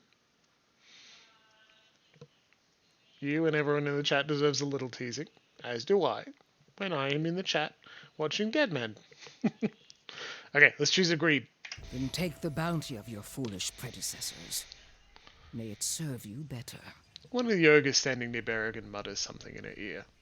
You've gained an item, Leaden Key Expedition Journal, Wodica Hood, Leaden Key Robes, and Major Endurance, Speckleback Jerky, Experience. You shall have the peace of flames that whisper. Though I wish you hadn't left so many dead in our caves. Not our fault. We jumped down a hole. It didn't go well. I hope your skills are as fine as your words. It is rare that a matron betrays her dreams. Enough for Sagani to level up. Good job, everybody. Good job, everybody.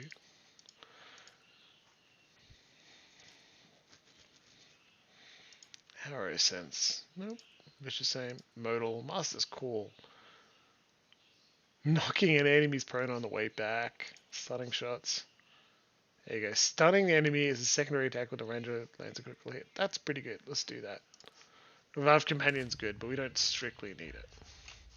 Lavender and Light completed.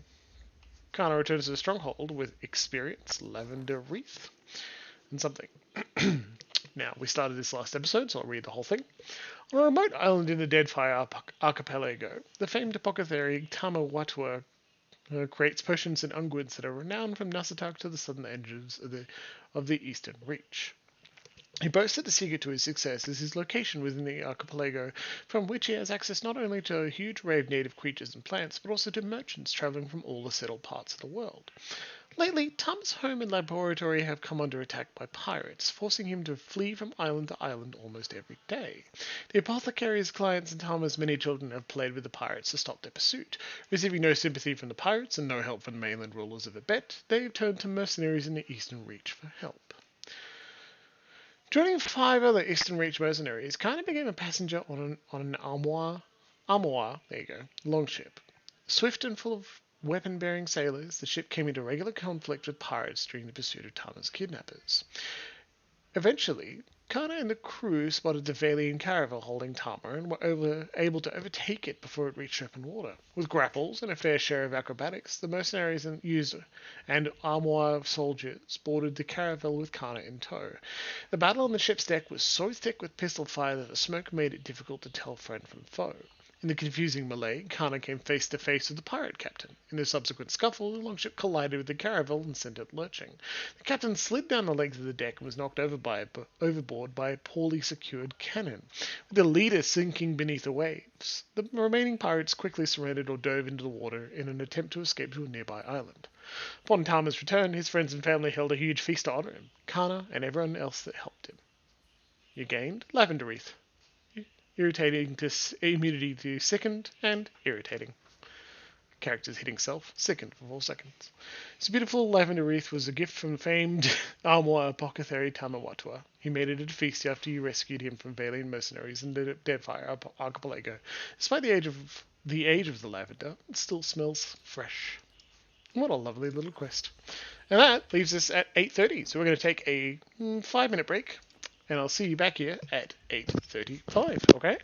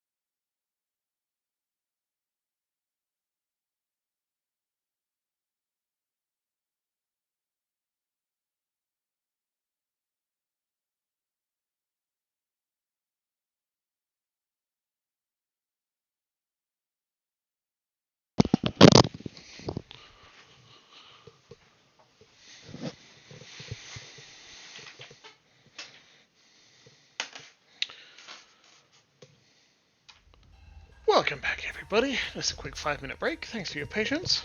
Pretty good, I'd say. I wanted something simple tonight. So all I did was get some ice, put it in a glass. Maybe back in frame, huh? Get some ice, put it in a glass, and poured some very nice Octendashan beautiful whiskey from, it's Welsh, so it's from Wales. It's a very lovely drip. Took a sip and thought, good drink, very nice, very good indeed. And then I added 15 ml, so half shot, half an ounce I think is the imperial measurement of triple sec, which I find is a really quick way to add a weird texture and flavour, just a little bit of orange peel to a standard shot of whiskey. And like I usually make actual cocktails, but I'll admit that I didn't have as much time during this break as normal because I needed to get everything out. I was also don't want to work around Emma, who's currently making a lot of very cool things in the kitchen. You may wander our camp freely. Yeah, we will. Let's get back to it. Keep wandering. I can't believe we walked right past you. Wow, I feel bad. Who's a good boy? Who's a good boy? So now that they're all super friendly, it's probably why we're stealing things. You've had an item, quest, battery relief tile. The inside of its minecart is caked with blackened grease. It smells of burnt fat.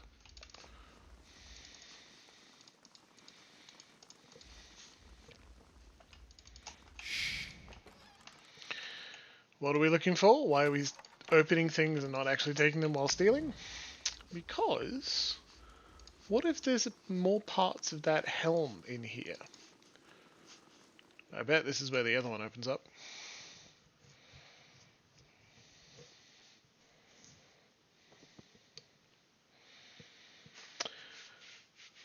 Yeah, there it is. Well, we've explored all of this place. Let's get out of here. I'll open up more things just to see if there are bits of the helm, and then just take them. If I was a professional streamer, don't. But if I was a professional streamer, I'd think about the drinks I was making before we went live. I'd find their recipes and put them on. Make them available on a website or a Twitter or on a Tumblr or something. We can't open that without them noticing. There's no way. So if there is in fact a piece of the helm behind it, we're not going to get it. Sorry. There's a cannonball shaped dent in the front of this shield. I wonder where that came from. Otherwise, let's get out of here, huh? You can tell the coffee I was having when we first started has started to affect me.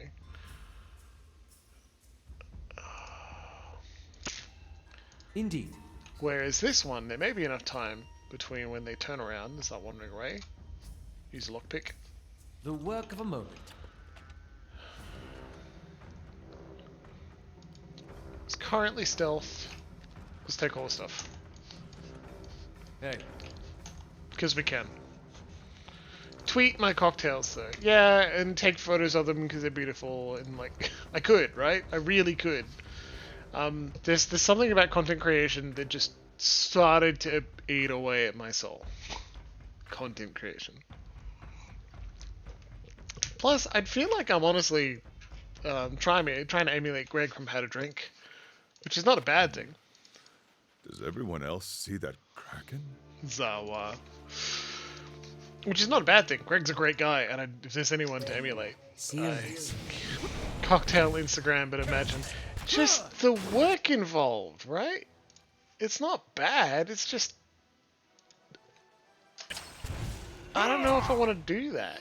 There are all these cool things I'd be interested in doing, but it's like, Zawa... Okay, take a look at the chat log. Greyjoy quits Zawa for 56 slash damage. The misses with an additional effect, but also interrupts. Gains a wound, gains a wound, gains a wound, gains a wound, gains a wound, gains a wound, gains a wound. Whew. Wow. Well, now we can use your abilities. What do you have? that charge. That's about it. Additional crush, cone damage. Let's do a knockback. Right?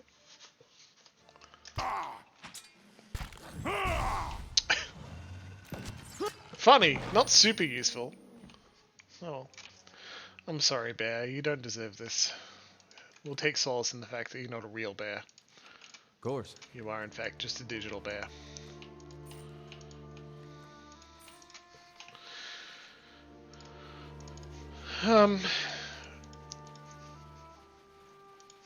That's why I recognize that content creation and other artistic social media is a job and hard. It takes time. Let's try and sleep him if we can. Is that gonna work? Zarwa's gonna get smacked. Actually, looks like that sleep went off, so we got some crowd control, right? It's beautiful. Content creation is work, and is it tiring? Especially if you want to do it right. Wolf cave. I don't like killing wolves or bears in games. And there's something cool about Twitch in the way that it is content creation that feels the least like work to me. Oh, what did we say? Did we say it was going to be a werewolf? Look at this. Oh. Druid wolf.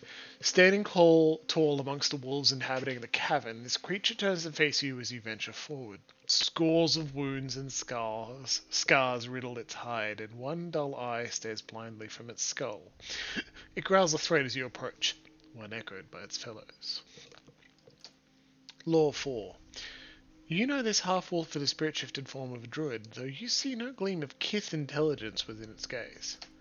At the creature's feet lie two villagers, one heavily wounded. The other holds an arm across his stomach, and he looks up at you with pleading in his eyes. Help! Please help us! Fair. As the beast turns its head back towards the hunter, you sense a strange aura emanating from it. It is as if its hide were holding in a tempest of soul essence, fierce and all-consuming as flame. Intellect 14. The creature snaps and snarls, evidently uncomprehending. It edges towards the nearest hunter, even as it watches you balefully with its single eye. Reach for its soul. It takes little effort before the beast's soul threatens to overwhelm you with its intensity. Wrath and hunger buffet you on all sides until you reach through the storm to find a smaller, dimmer pulse of light and are swept headlong into a memory. The chill bites into your cheeks and your lungs burn a little from the run. You look down at the little wooden carving in your hand and run your thumb along the edge of the carved bear's spine. The totem has already brought you luck. You found 2 rabbits in as many snares, and that's a rare enough feat these days. You're certain now that this was a gift from Galawain, that you were meant to find it on that lonely shrine and take it. Soldier. Your father's voice snaps you out of your reflections, and you rush forward to rejoin him beside the campfire. You brandish the hairs and catch a glimpse of a rare smile under his greying beard. But the smile disappears almost immediately as a shadow falls over you both. You feel the rush of wind a moment before the log comes crashing down and roll out of the way just in time. You hear your father cry out in pain somewhere nearby. Both the hairs and the totem slip from your grasp. You can feel power surging within you. Your heart thunders in your chest, but instinct pulls your senses into order, and you feel the familiar stretch of limbs, the sudden dizzying shift in height. But something is wrong.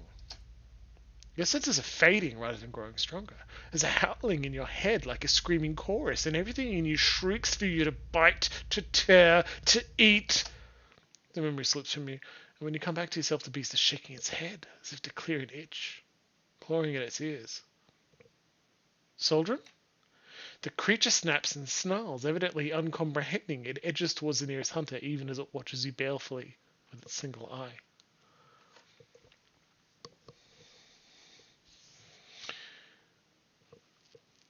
Rush forward to help the hunters. The beast turns from its wounded prey to face you, lunging forward with claws outstretched. We can't not. It may have been more to understand, but it would have costed the lives of those hunters. Hunters aren't sacred by any nature, but they are people, and we can't just kill them out of hand.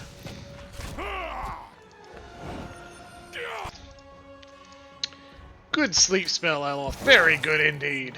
I do a cone of cold. Wham! These uns are in for a walloping. Sorry, Soldrin. We tried. Oh shit, that's exactly what Luxie said.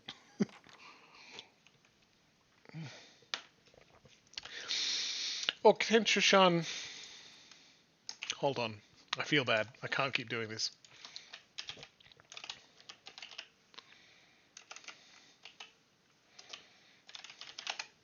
One moment.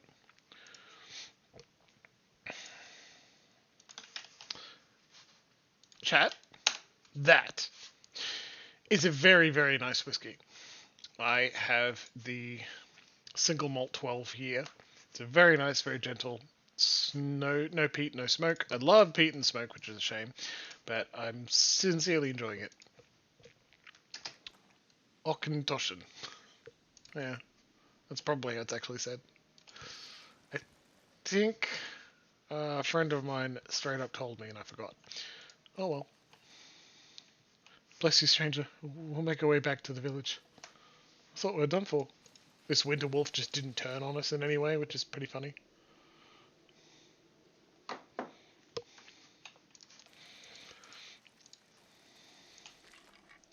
Ooh, Kurok's brand. Unique wand. Spell chance, combusting wounds. 10 chance on combusting wounds and hit or critical. Grants fireball. Neat. Oh, Aloth. Yes? I didn't intend for Aloth to say yes in response to my sing-song question. The rod. Speed average, speed fast. Honestly? The rod of wind and thunder is pretty good. We don't use that often. Charges. Let's try the wand, huh? Let's just see if it matters, because he doesn't use it that much anyway. I shall. Hey. Got a rod for you, baby. It's a lovely whiskey. And I've been without whiskey for a little while. The last one I had was a very American, drinking some bourbon. But, you know, you have to... Primarily because I really wanted to make Manhattans. So I did, and they were really good, and I'm glad it's in the repertoire. But now it's time for some UK whiskey again. Which I also used to make a Manhattan. Which I think is called a Rob Roy with a scotch. These stones are strangely warm to the touch. Though most of the runes are indecipherable, a few look like names. Yoink. Slow and silent. Discovered landslide. Discovered a body in a landslide. Boots. Boots of speed. Extra move speed. Yes. You wearing boots? Zerdy. That's not as good as moving faster. Yeah, have some boots. Yes, thank you. Bonus range damage. Well, plus 2 dex is much more important. Of might of con, much better. Crit multiplier. I don't strictly think you do ranged. No, alright, you stay. Healing received is not that useful. Cool, we'll throw on one of our other companions, maybe later. Hey. What was that?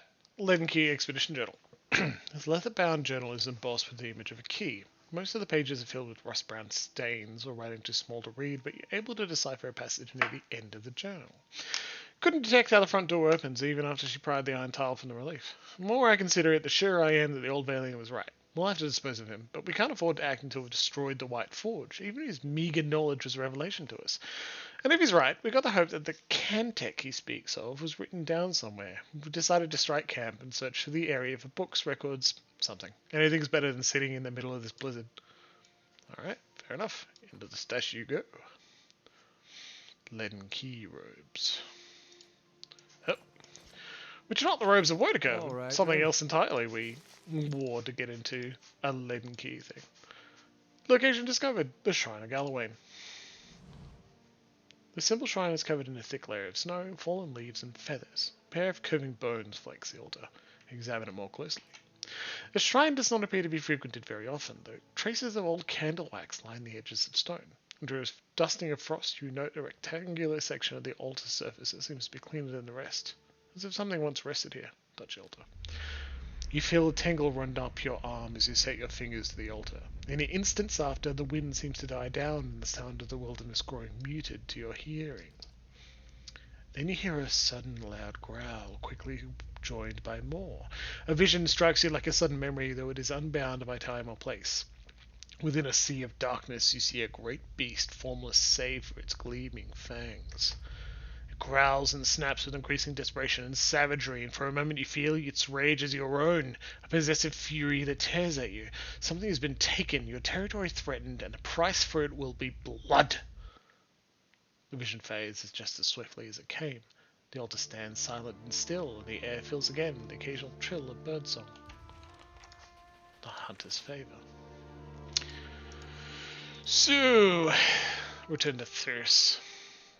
The wolf that Thyrst hunted was more than just a beast. It was a druid, so wholly consumed by his animal spirit, he could no longer engage rationally with kith. He gave me little choice but to slay him. Thyrst may appreciate an update. So, oh, bit of spirit. So, you may have figured out essentially what happened there, right? I mean, I have. Sorry, that sounds smarmy. I'm not saying I have and you haven't. La-di-la-di-blah. Just saying I can tell you. What happened there is that if we had the bear statuette that the vision mentioned, maybe we could have, and put it back on the thing, maybe we could have helped our poor werewolf. All right, then. It's a shame, but that's how things turn out sometimes.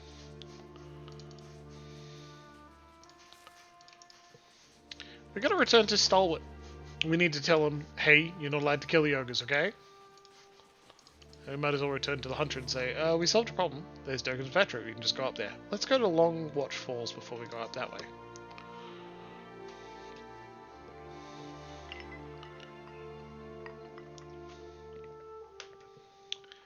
Nice to have some people join us again.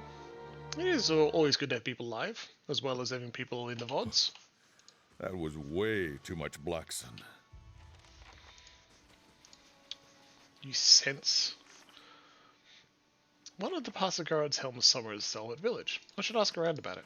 Alright, we will.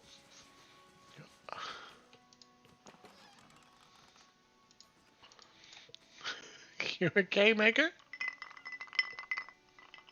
Same VA in both streams. Ooh. If secrets whisper here, I shall listen for them. We could ask around about it, or I'll we see could what I just can do. steal The everything work of a from the moment. village. Fine robe, but hooded turban? No, we don't need that. We're stealing things on purpose. Bronze Abaddon statuette. Yank. Jimbles, why did you take that? I've played this game before. Give me a break. Got to speak up? My hearing ain't what it was. Lovely. I don't really know why I came in here. Loxy. It's a little more. Of course.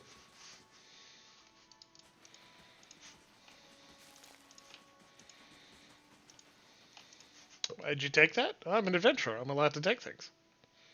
It wasn't marked as stealing. It was stealing. It's in my house. Well, you didn't see me do it. What? Hey, Uldric. You did right in parlaying with Baragon. Don't know that anyone else here is gonna see it that way, but I thought you should know. You already knew? Alright. Any luck with Durgan's battery? Not yet. Okay, cool. I shall be discreet. Nope. That's lockpicking. Nope. All these helms, huh? Well. Jingle, jingle. Bit creepy, Aldrich the Psychic. Do you think... I'm not a game programmer, so I don't know this, but do you think it's like saving a line of programming to say, oh, it just happened? Nope, haven't been up there yet. Like, you don't have to have several states that say you've done it, and then you told them about it, so move it along from you've done it to... I don't know. Hey, Farah. You find anything? Hate to think of those slimy bastards carrying my haul into a freezing hole somewhere. Not yet. Bertwin. Oh, no, we don't want to talk to this guy. It's the guy playing that racist game. Hey, Frick. Back to warm your hands, eh? What can I do for you? Top quality. We're just gonna rest. 2 dexterity, 2 might, 2 con. Fantastic. They are... We're asking people about a hell. We've looted everything. Everywhere we've already looted stuff, it's unlikely to be, right? Something I can do for you? Nope, alright. Olin's head. Not as saucy game as it sounds. Now that's some artwork I would love to see. Racists are not sexy. As a standard rule. Mm-hmm. You can quote that for me if you like. I think we took down one of your bounties, but you're not reacting to it in any way. Didn't we? The cannibal cult?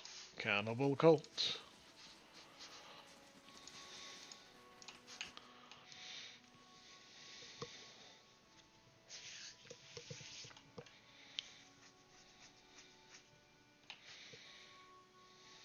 I'll see what I can find.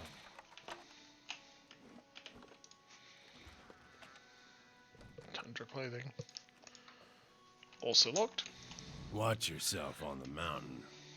In these lean times, everything looks like prey to something. I found this wolf of yours. I see. Is it done? Is he dead? You didn't tell me I'd have to kill a druid. I did not, and I'm sorry for it. I feared you might balk at the task if you knew what Soldrin had once been. You have to understand.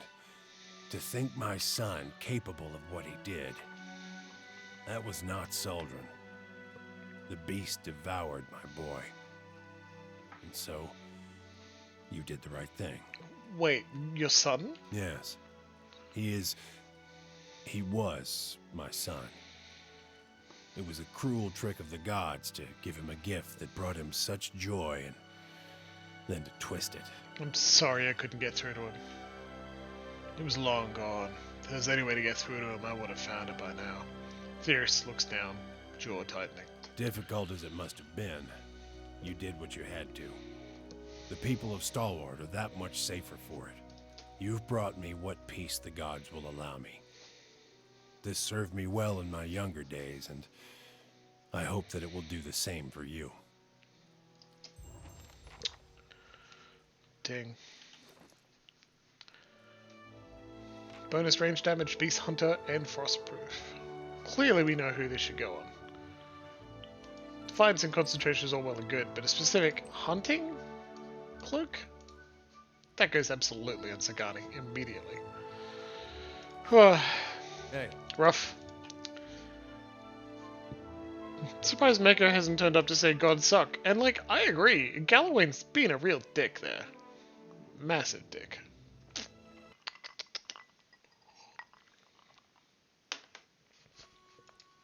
Well's that? Alright then. Udurin. Would you happen to possess an old helm or a horn that looks like it's supposed to be attached to a helm? Udurin opens a compartment in his wagon and pulls out a cracked horn, partially wrapped in cloth. One of the villagers sold me this during a previous visit. He scowls. He said it came from a rare lake creature and was quite valuable. It's been dismissed as junk whenever I've tried to resell it. Unless you know otherwise? Yeah, that's part of an artifact I'm trying to recover. So, not another bad investment on my part then. £600 is my price. Done. Like, £600 is not much. You know? This guy's sad. I'm happy to give him a little money to make him a bit happier. The world fades and your vision blurs. When it returns, you find yourself in the icy waters of a bay, your body numb from the cold and your lungs burning from exertion. Nearby are Ardhel and Badwin. Both of them are swimming madly in an effort to pass you. On the distant shore await the other members of your tribe, and with them, Olara, daughter of the chieftain. It is for her hand that the three of you are competing today. Give up, girl. Ardhel passes you, and despite your best efforts, you can't quite catch up. You look around to see where Baldwin is, and by sheer chance that you catch sight of the sea serpent's head surging towards your group. As before, the world stops. The memories trail lost without your guidance. Attack the serpent. Your fatigue falls away as you turn to face the serpent. It charges you, its jaws wide, its foot-long teeth flashing in the sunlight. At the last moment, you dodge aside as its jaws snap shut. You're a hair too slow, and one of the serpent's horns tears open your forearm to the bone.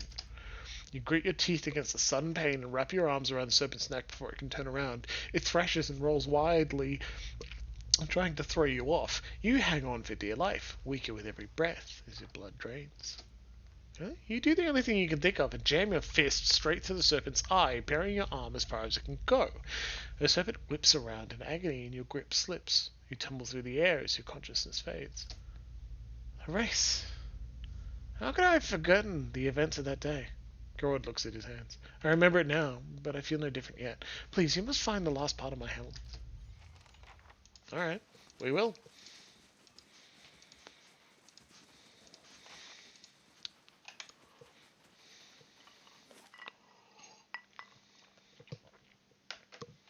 I hope it was a good stream, Maker.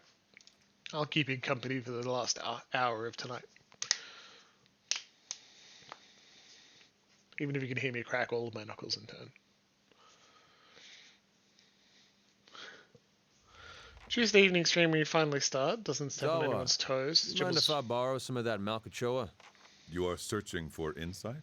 Nah, I was just gonna feed it to Durance while he was sleeping and pretend to be the ghost of Aethys. I also have a pepper that will make him think he is being slowly devoured by a great serpent, if you are interested. Tuesday night is not taken, but it is currently used by Full Security, who does a game stream on Tuesday nights.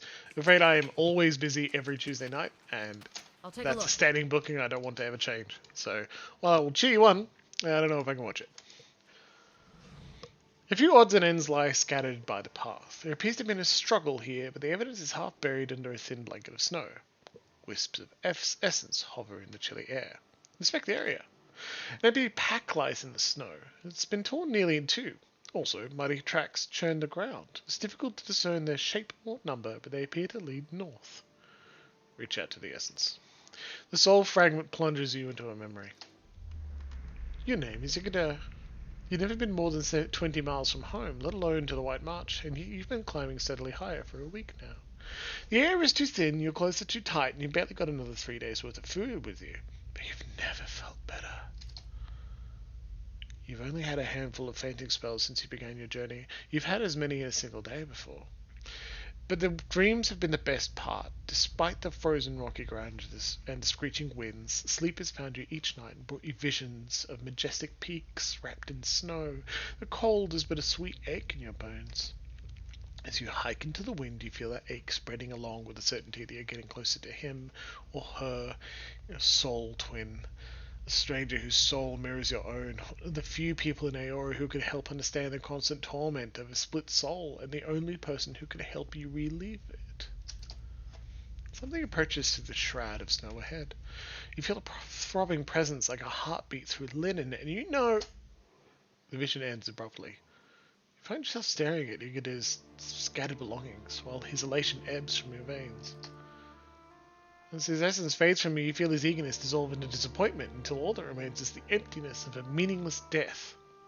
Leave. His better half. Discover how Igada died. Lagfath! You think they're involved? Leave it to me! Jeez, look at all those jerks up there. What the hell? Throw a free fireball. That's it!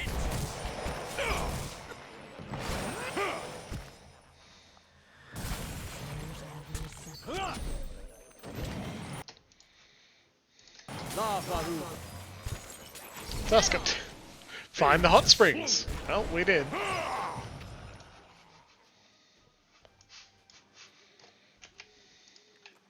Yoink. Look at this stuff. Isn't it neat? Tubes of stiff, frozen mud rise from the ground, and warm air buffets your face as you peer into them. You see shiny, jagged shards inside.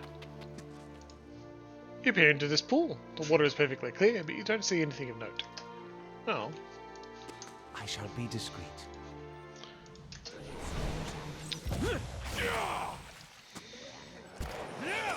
Fire! Lava. Just using all of Alice's abilities because we might as well.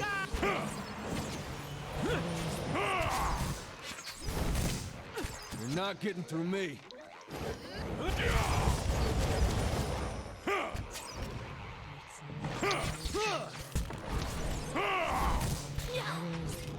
Let's have it. Queth. Get him! There you go. Hey. Queth. Sealness. Me too. Well, showers are pretty important. I can't do much typing, I save it all for writing. Get the sleep spell off! Come on! Oh, we're poised. We're paralyzed. Your thought. I want... Pop Mask is good. Let's see if we can take that. Yep, got it. That's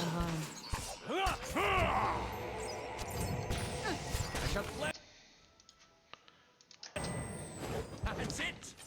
Let's have it out! Let's go. Let's go. Get him, Slam.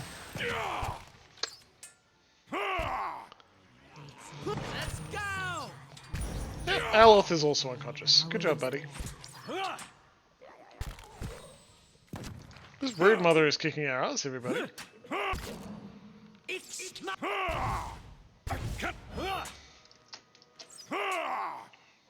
Queth. Good job, Zawa. Sealness. Me too.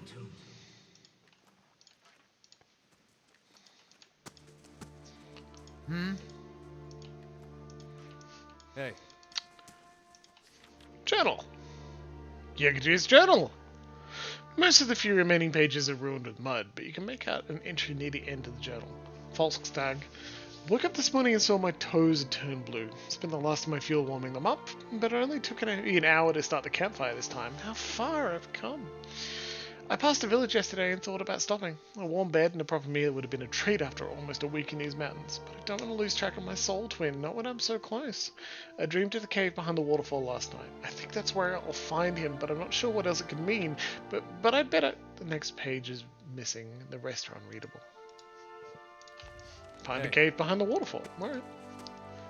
You brushed a cloak of steam away from this pool. You think you see... But no, it's just a bubble rolling up from the depths. This pool is empty. My thoughts will be as silent as my feet.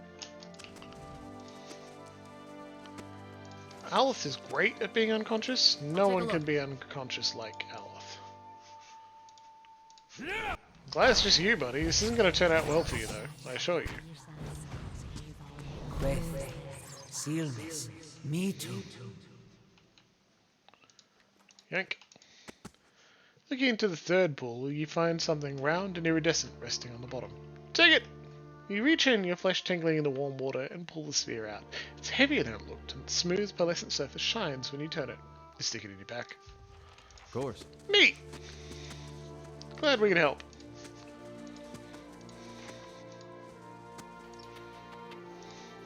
Cavern behind the waterfalls, what we're looking for. What is this? Oh, Lagerfeths. Okay. And ice plates. That's it. You else notice that move speed for Zawa is making you move really fast?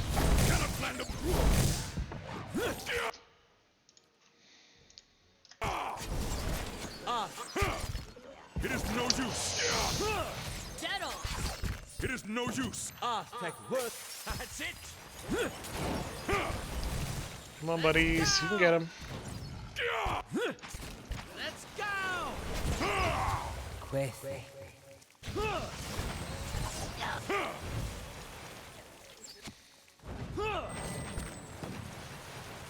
Excellent.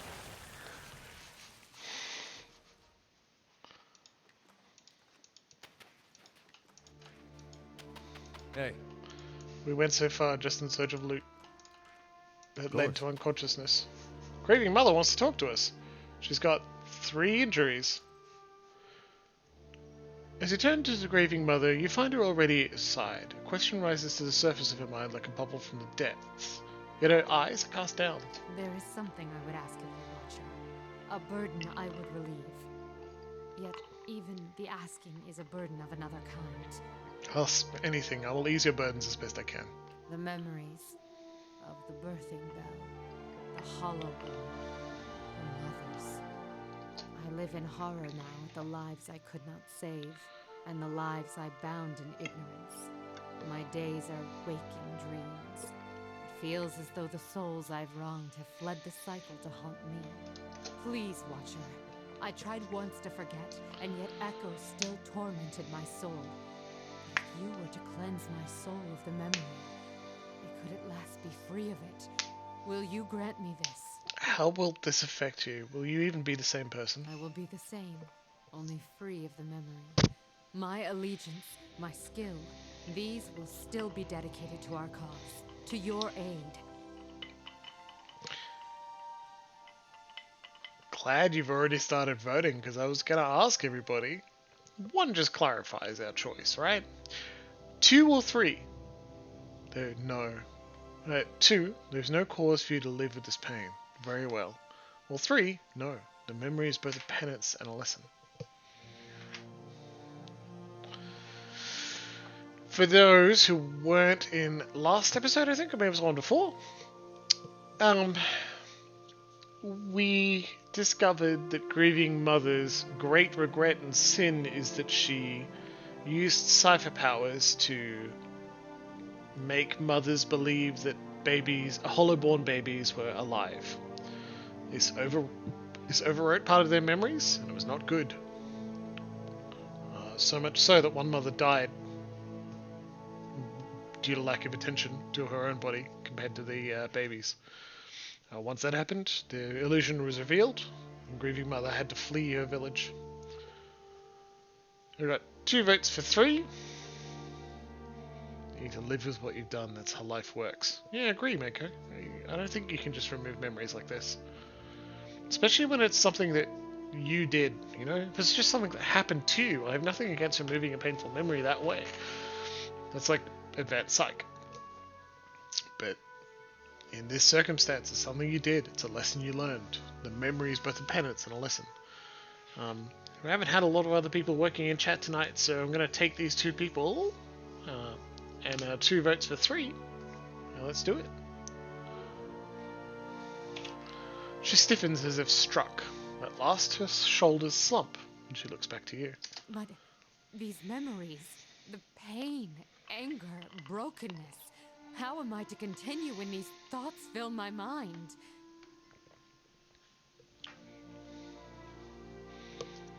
She asks how she's going to go on. 4 options. Number 1, you'll remember them so that you always understand the cost of such drastic measures. 2, the pain you remember was felt even more keenly by those you would forget. Do not dishonor them. 3, if you do not remember your mistake, you are liable to repeat it. And 4, it is part of who you are now. Changing your memory will change you. Larksy votes for 1, 3, or 4. Larksy, that's 3/4 of the options. Mako also votes for 1, 3, or 4. Hello, Larksy. Hello, Mako. A lot of these are pretty legit, right?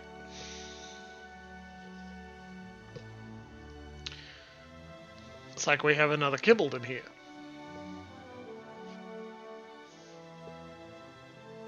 Four is strongest, yeah. 4 is pretty firm. Corey also votes for all 4. That's good. You guys are doing great. Okay.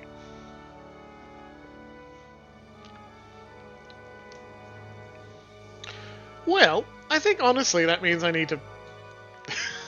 Hey, Kibbled. Make ourselves 4. That sounds good.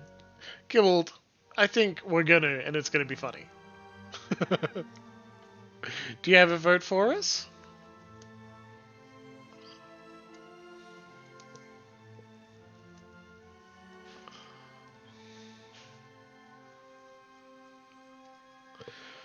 Giving Kibbled a moment, just in case.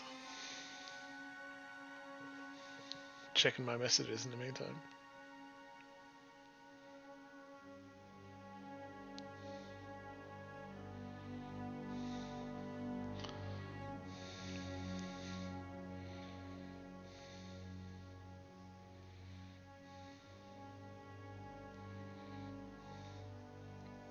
I'm shooting for 4.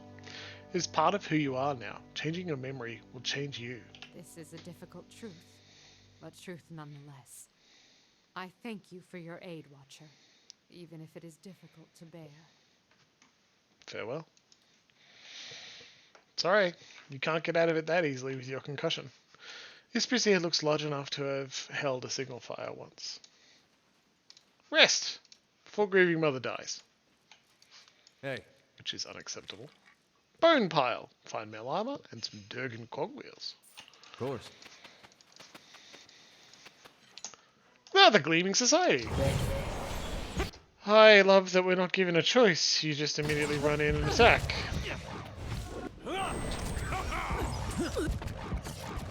Unite! Unite! Hey. Yelling unite for some reason. Austin. I'd love to chat and learn more about these anarchists, but no.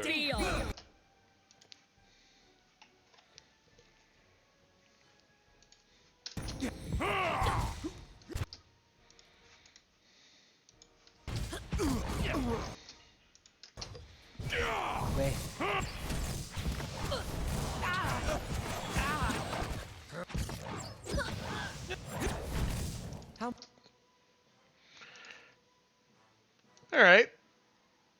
The Gleaming Society got hands, apparently. What a jerk. Grieving Mother goes down. She's got a wrench shoulder None now. shall stop us. Oh my god.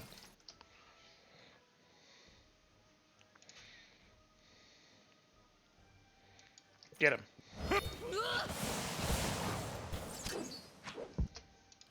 Zara?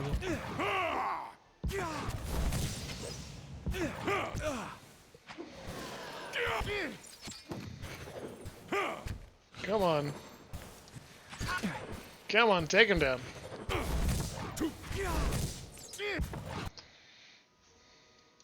A little bit more.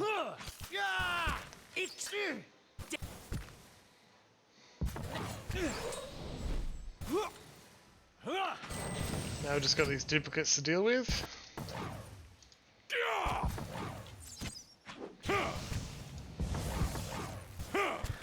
Adair, you must... Jeez. Adair goes down. Come on, Zawa. Hey. Wow.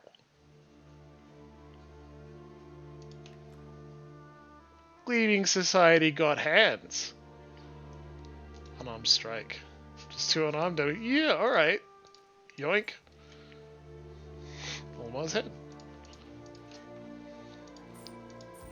Holy balls. Zawa is ready.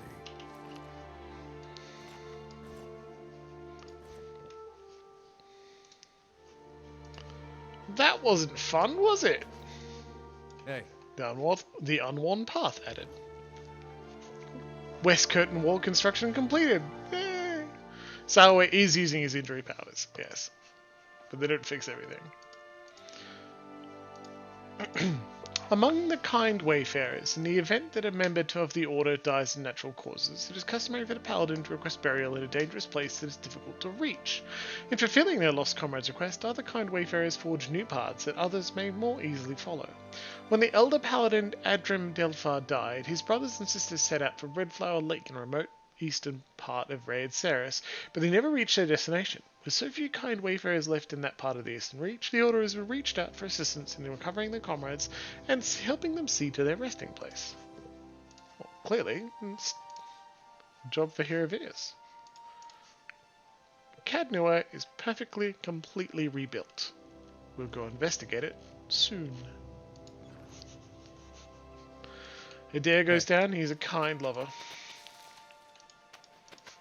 Good lord. Secrets whisper here. I shall listen for them. That wasn't much fun, was it?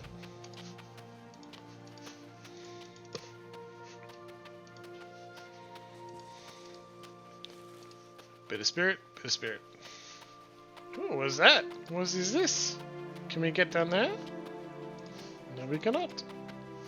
Bit of spirit, bit of spirit, bit of spirit. Greenstone stuff. Silverbound. Binds with Wizard, Druid, Monk. Bind this item to unlock the next level. A twisted piece of wood grips a glowing Adra trunk with root-like tendrils. Something about the staff resonates in your soul. When you hold it, you hear a distant whisper of wind through the trees. Well, we've got a wizard, don't we? Hey, Eloth, I know we just gave you a new item, but too bad. Did we even pick that up? Hey. We didn't. Oh, now the bear is a bit of spirits to us. That makes sense. Yeah, alright. Look, we should have seen that coming. I'm not too concerned. I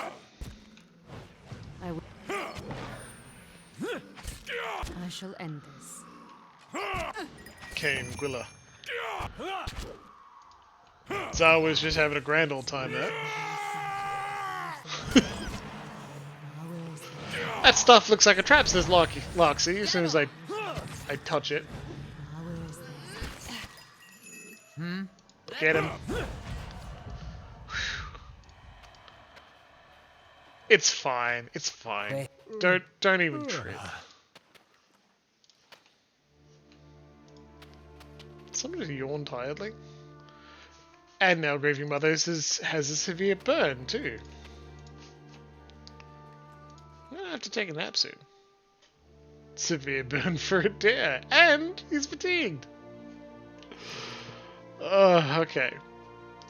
Hey. Bind this stuff. Bind soul. You sure you want to bind Greenstone staff to Aloth? Once bound, it can't be equipped by any other character. Well, I mean, we've got Here It Is.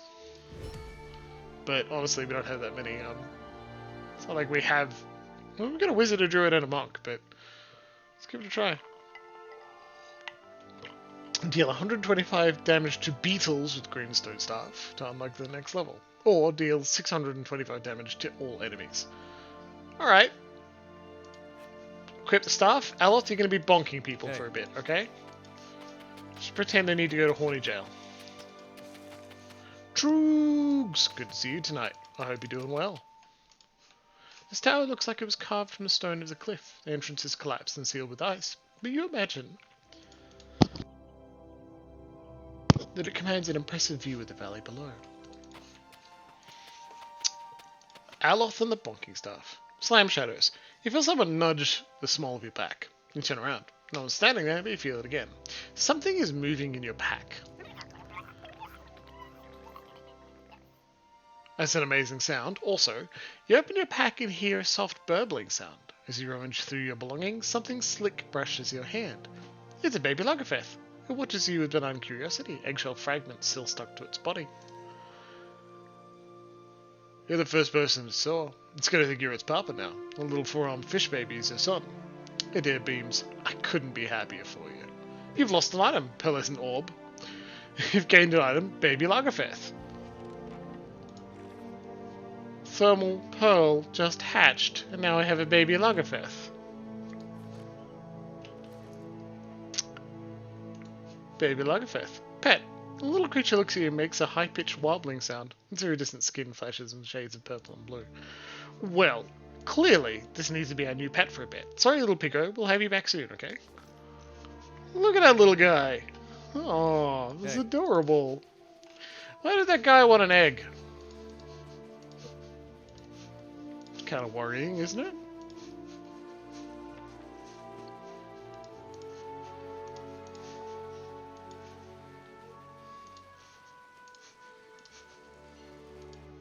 Oof. Ice plates again. Alright, get bonking, Aloth. Aloth hits Ice Blade for 0 crush damage. Alright.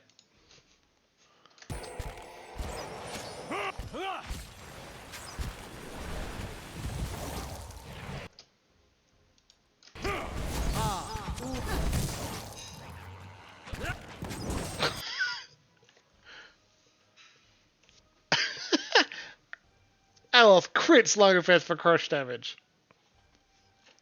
Can't believe that happened. That's so silly. God, we're taking some hits here, bros. I simply don't know if we can go too long without a healer. Because Adair is on 20 hit points and can't be healed up above that. Who was it that had extra endurance and healing? I healed him up, but not by much.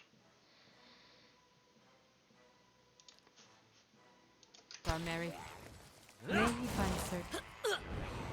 Do not. Well, Adair's down, but he's not dead.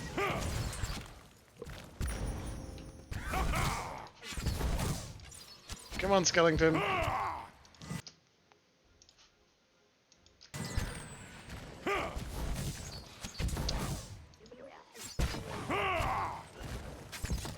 Can't get a good shot with it. Lost Aloth. Let's see if we can dominate the Broodmother. Nope, Zawa's down. No!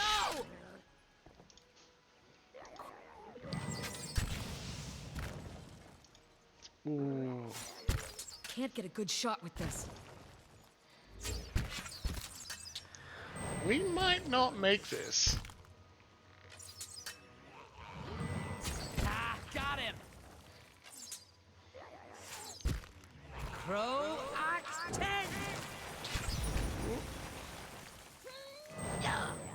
They're closing in on us. We got rid of the Ice Blights, but the Broodmother is... Down by 1. How good are you, Sagani?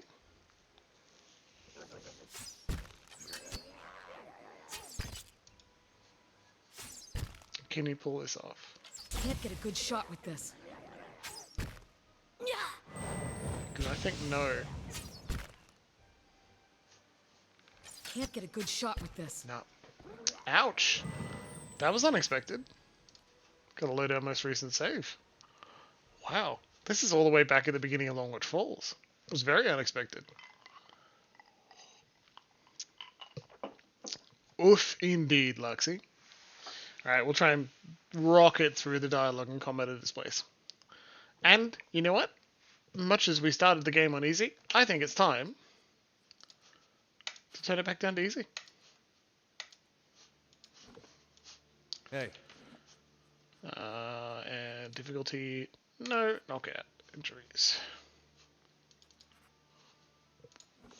Good choice. Yeah, we're having a bit more trouble, and again, it's not like we specifically want to play through this on hard. Inspect the area, reach out, go through the memory view there, leave. Just go how he died. Get him! Having a bit more fun now. Just having a bit of a laugh.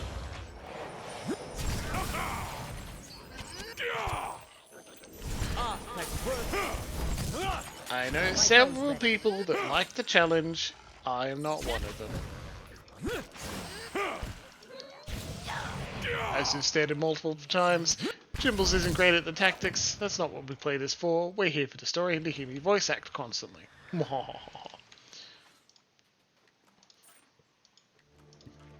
course. Troops. I agree. Challenges do suck. Keeping an eye out. It's worth just moving forward and having a good time. Hey, Grieving Brother, you want to have your dialogue There's again? something I would ask. The memory There's- I live in. Please, Watcher. I Help try will affect do the you. same. Penance and a lesson. These memories. Memories will This is a change you. Sorry. Queth. There you go. Seal. I'm not gonna leave anything behind. That's it. I wish. We need a dominate chain to not immediately die. Okay. Was it ringleader? Come on, come on, come on, come on, come on. Maybe ringleader here. Is she gonna get off before she... No, she didn't. Oh, this is a much worse fight. We pulled too many of them at once. She's up again, okay. No, she's not. It's Maru. Let's.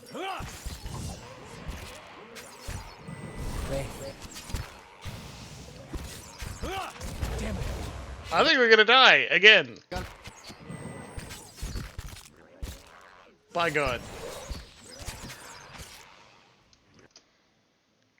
The day's already done his, you're gonna go down and get back up already. Dead on. Big fella's down. Ready, Watcher. Wow. Shock. This place is tough. Two. Let's go. Well, let's not watch that. Wow. Yikes, guys. We need to take this a little more carefully. Instead of just running up and trying to get a ringleader off and losing one of our damage dealers.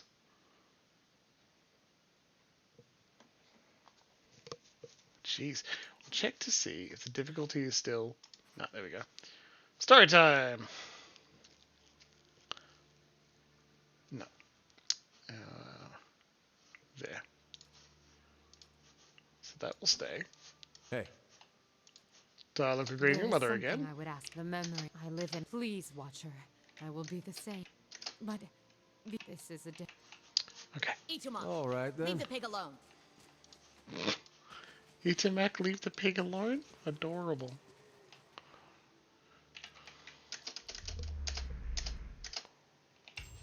Okay. Did I wipe and not save recently? Yeah! Didn't expect it to be that bad. Not too alarmed. We're hitting a point where it's actually quite difficult. And I can't believe the game offers such a difficulty up for us. And we said no, and it's still hard.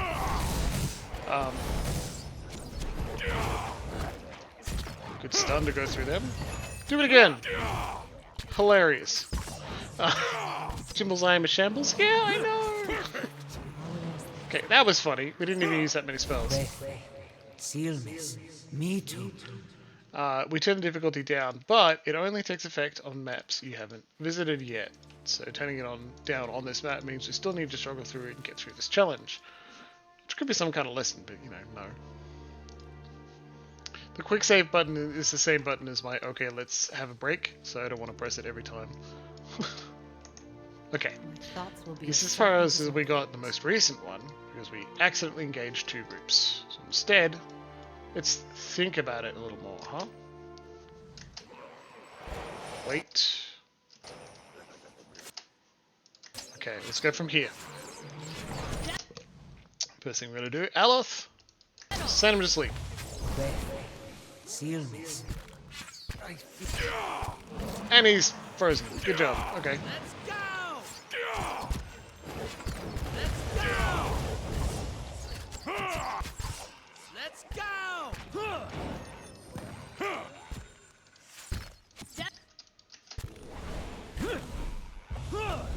Let's go. Okay, that was pretty good. Shock. You're not good. Alright. Not terrible. Queth. Change buttons? I could. Me Alright, too. let's take a look. Controls.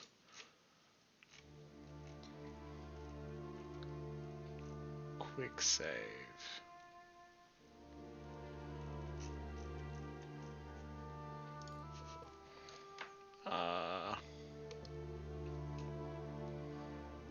what about backslash? That'll do. Yeah? Lovely. Very secure. You guys, your talking sense. How dare you?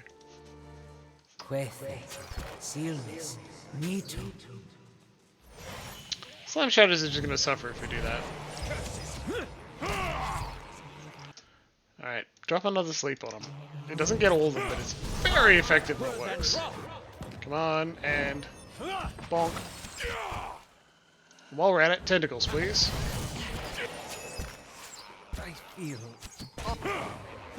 Slime Shadows is down. Can't get a good shot. Aloth is down. I will not forget to pick up the aggro.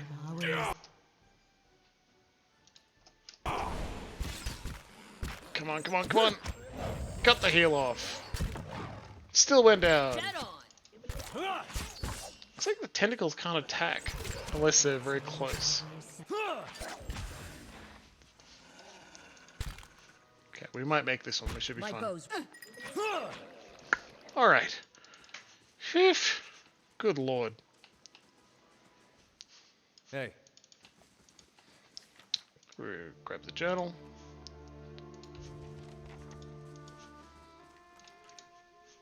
Nothing.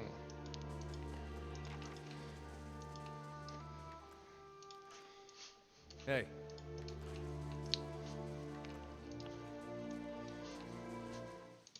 It's one side wonder. That's it. Yeah, that went as well as I expected. Take it. We got it. Good job. We're not in combat. The enemy's dead. We survived. Okay, let's see what happens if we try and go back to town immediately. Does that mean the egg would hatch right away? Huh? What do you think?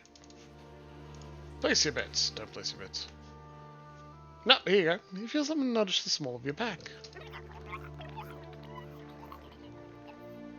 Adorable. The first person that saw. It's gonna think you're its papa now. Little four-armed fish baby is his son. I couldn't be happier for you. Alright, that's the only thing I wanted to test. To see if you... Trying to give it to the guy who wanted it, even if it hadn't hatched. Well, now that we know it's actually a living creature, we can't let him eat it. He did say he was going to crumble it up and pour it into a drink. Right? Your thoughts must flow deeply indeed. What was he going to do?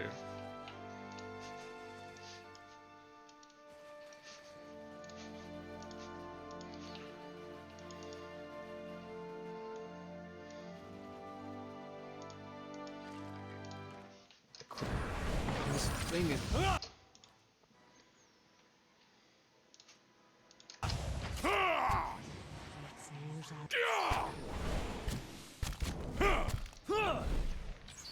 Perfect.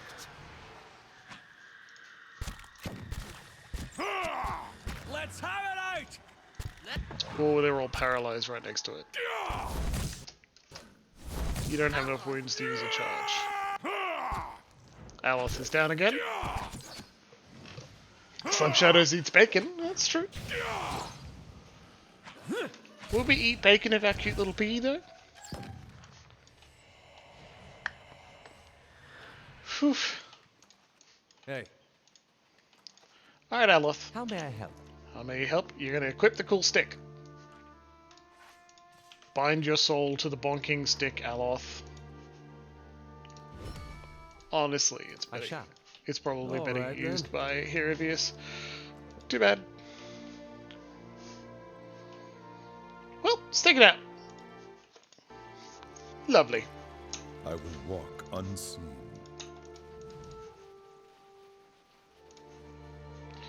The cliffside plunges for 1,000 feet to the valley below. Stalwart is barely a speck amongst the trees in the distance. Keeping an eye out.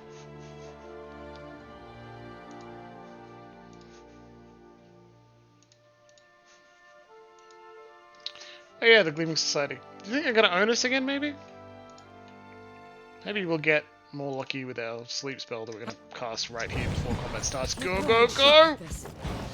Yes! Whew.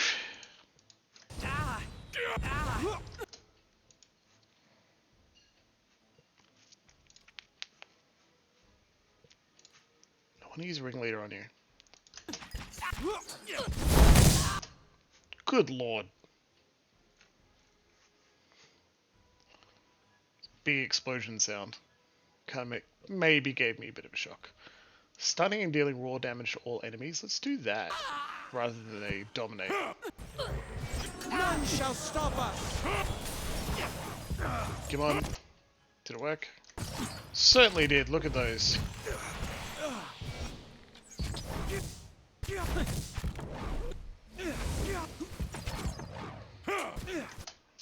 Elith? Use this spell, please. Missile explosion? Missile explosion happen at all? No? Okay. Aleth's unconscious again. Here, take a sip every time Aleth is unconscious.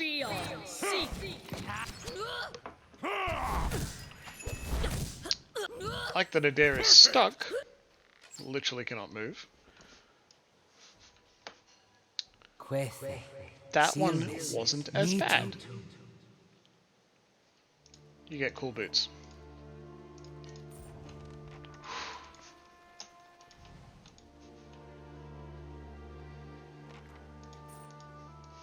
Hey. The unworn path. Here it is again. Wait. Sipping whenever he's unconscious is how you get yourself unconscious. Good call, Luxie. Sounds like fun, let's go ahead.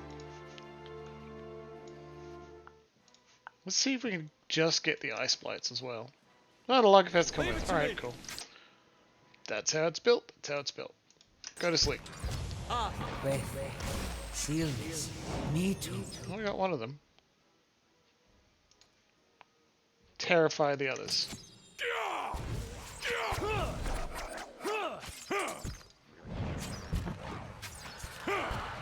What? Looks like the terror went off too.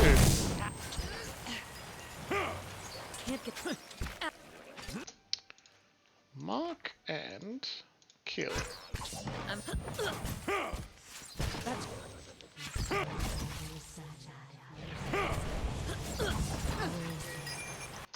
Jeez, pull off the regen.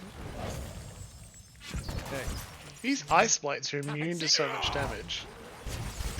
I shall deal with it.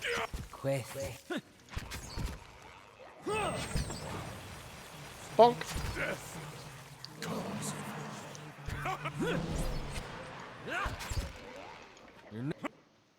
Okay, that one wasn't so hard. We're doing a little better all the time. You'll also notice that it keeps track of how much damage you're doing. Hey. Me too. Oh boy. More bones for the pile. Hey. If secrets whisper here, I shall listen for them. Love a good quick save, because this is where we died last time, so let's rest up. West curtain wall construction completed. Oh my. Didn't I say earlier that we completely finished the thing? Oh well. I shall end this. That was a good stun, Eloth. Just... We did not go back.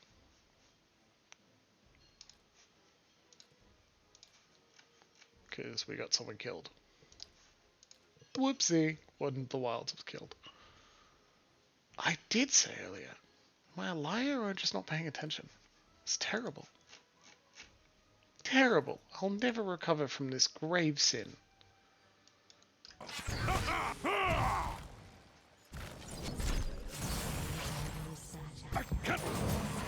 Jesus, really going to slam that. Come on, slam. Pull it off.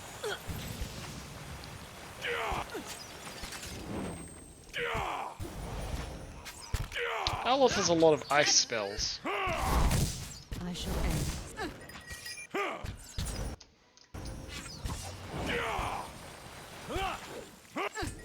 That's it.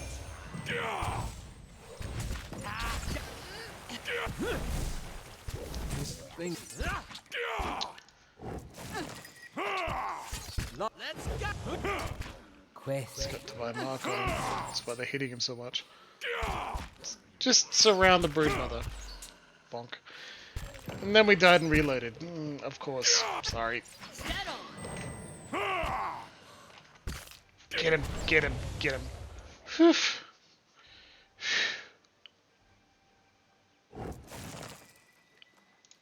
Just a little bit longer. Hey. They will in a new map and everything will be a little bit easier. My eyes are peeled. Ooh. I'll have it in no time. I'll see what I can do. Oh, well, what's this? You cannot disarm the trap. Well. All right then. That's Okay. not nice. Dane's credit orb. Hey, that's not nice. I'll have it in no time. The work of a moment. Trapped and locked very high, double diamond. Okay, well, that's that. Laying low.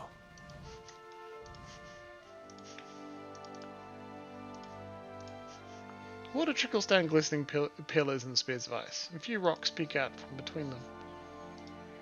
More ice blights. A wraith. Okay.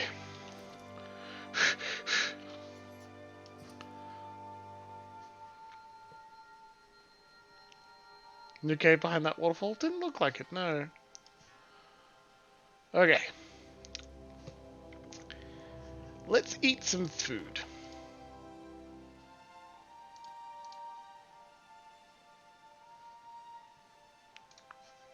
Nope. Pearlwood chicken. You can tell I'm nervous because, like, having trouble deciding we need to cheese our way through as much as we can.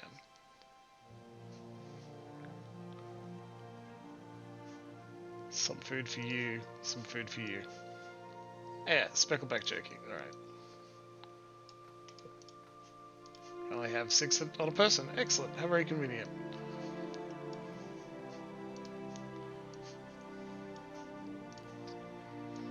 I also eat when nervous. Lexi, join the club.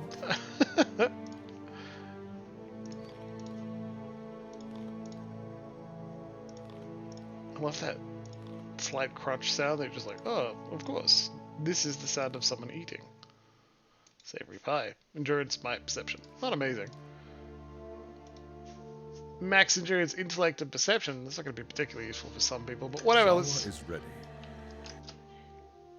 consume all at once. What a good team they are. Aloth, as is tradition, let's just open with a sleep spell, please. How may I help? It mostly worked.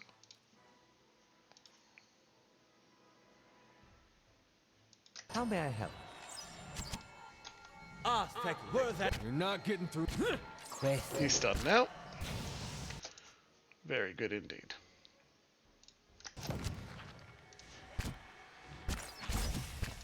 Because wraiths seem rarer, I think they're the more dangerous. I'm not certain they are. Weakened and terrified.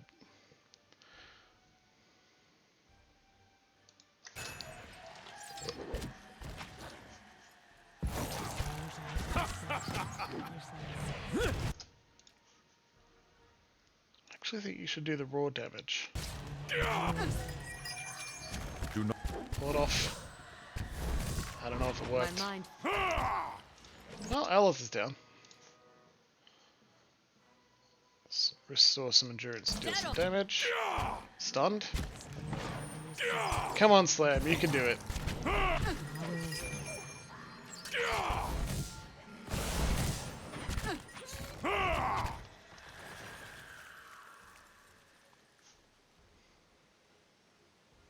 And grant immunity to a turn in front. I don't know why I keep thinking that deals damage to enemies. I thought it did. Maybe I it wish doesn't. you no harm. It'll help me target it better, I guess.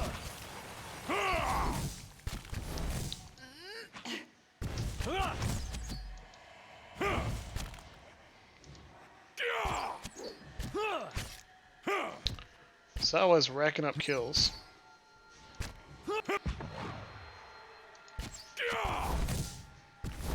And we get him. My spirit wanes. Hey. Oof. Quethe, Silmis, me too.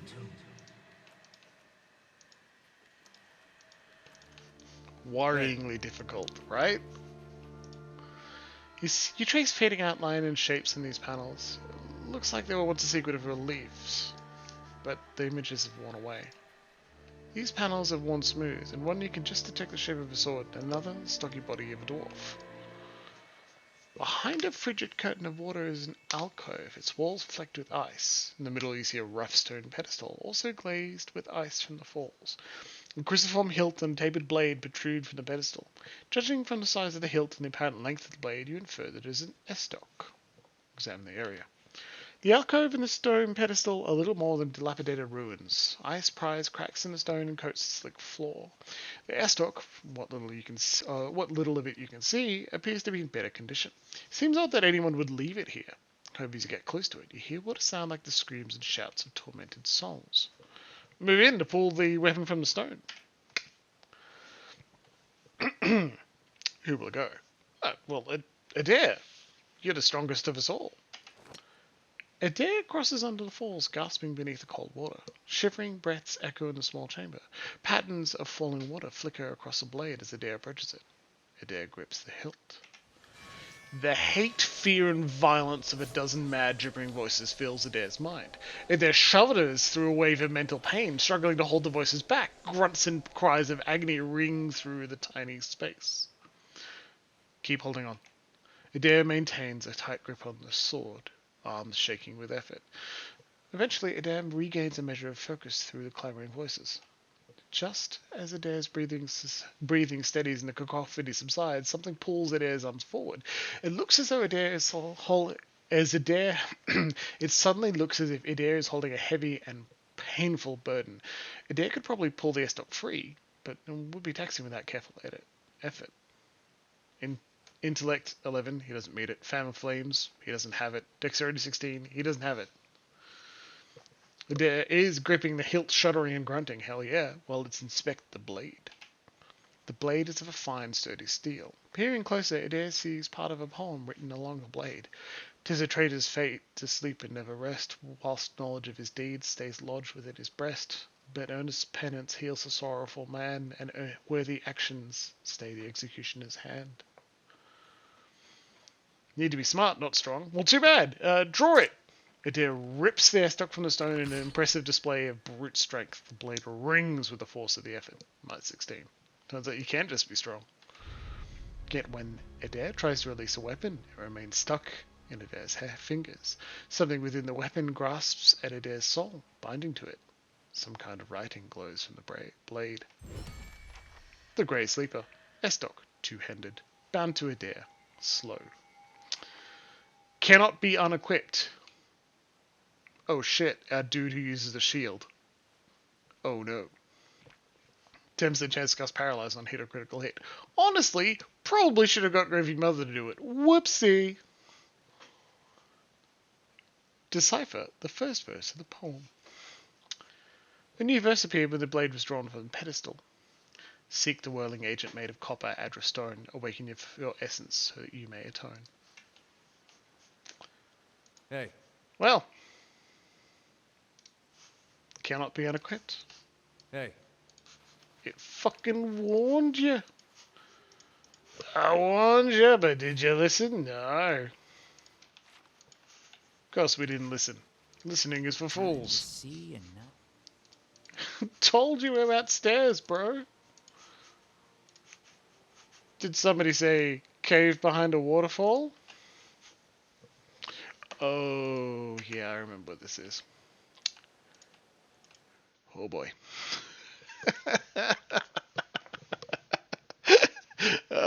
Yeah, okay, I remember. Alright, fun. That's a lot of bones. Bones, stripped of flesh and gouged with tooth marks, are piled beneath the snow. Ooh, something to loot. Yes, please. I love looting. Oh, some money in bones? Love it. I wonder what's over here. I'm not deliberately ignoring part of it. Oh, fuck!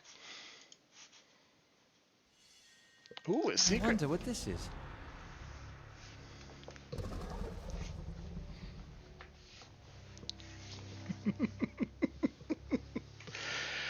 dragon turns its head to look at you. Its red eyes are clouded like dirty ice, and its sides heave with labored breaths. Frosty plumes jet between its teeth. Leave. Now. The only sound a dragon makes is a hoarse growl, but you hear it as if it were spoken language. But you hear it as clearly as if it were spoken language. The beast bares its teeth.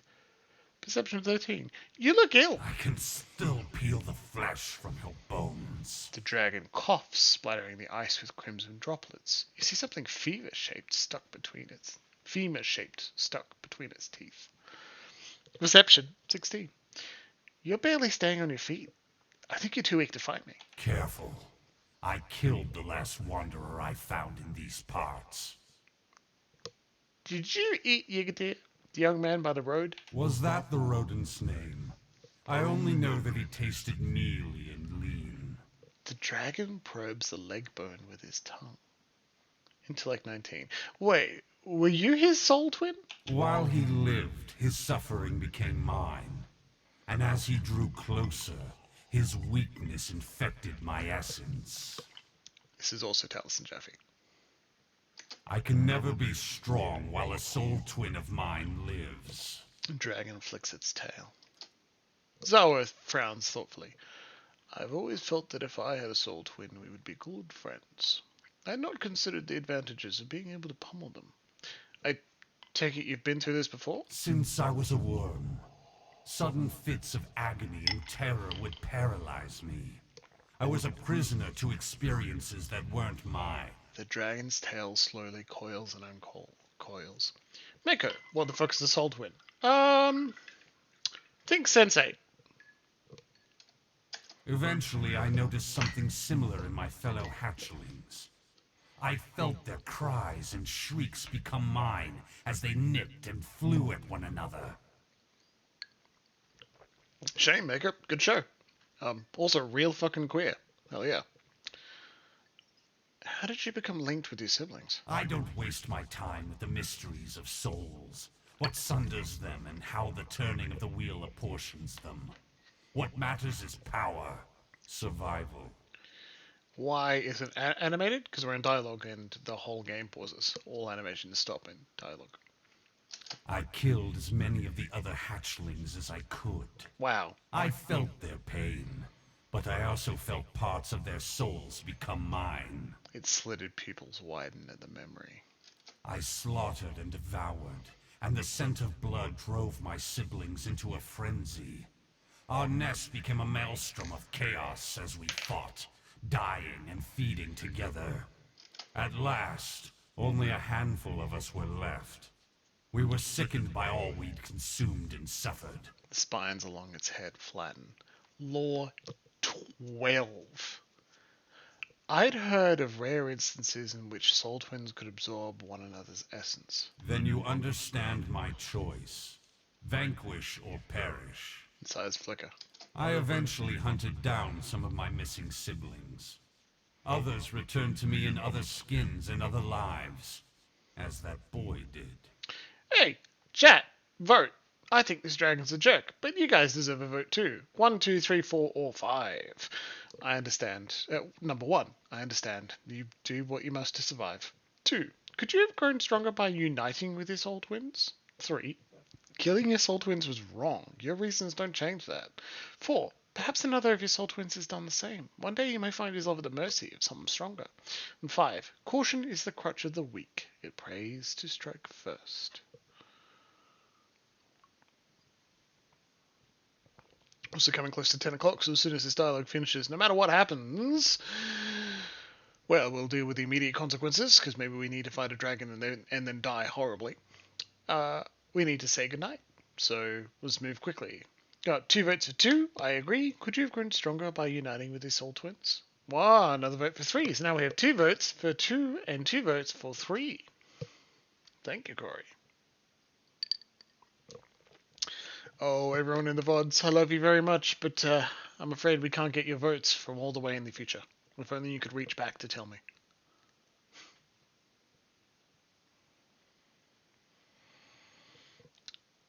I'm going to cast the deciding vote, and I'd like to go with 3. Killing your soul twins is wrong. Your reasons don't change that.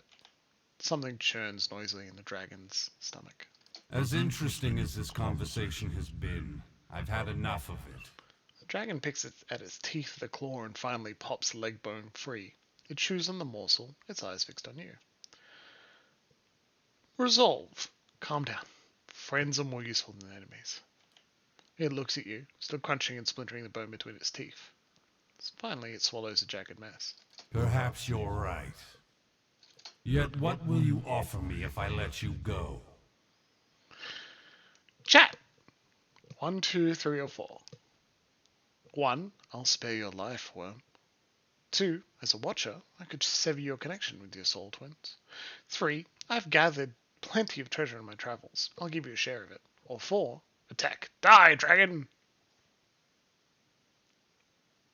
What do we choose? There's nothing wrong with choosing number 4 because you want to see how well Slam Shadows will do against this Alpine Dragon. This Alpine Dragon is clearly a jerk. Remember, he did fly out of his cave to eat someone and then just... That guy was pretty excited to meet his soul twin, right? Ow! And that means I need you guys to pick one. I think number 1's still pretty funny. I'll spare your life, worm. Also, that's worm with a W-O, not a W-U. So, like, that's pretty impressive. 1 is funny. I agree, Luxie. I'm gonna count that as a vote for 1.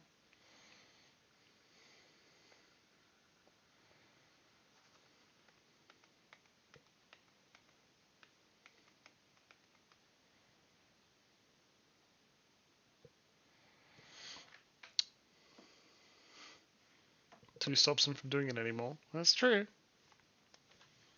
We gotta make a vote, everybody. We can't go too long. So we got 1 vote for 1, and we got 1 vote for 2.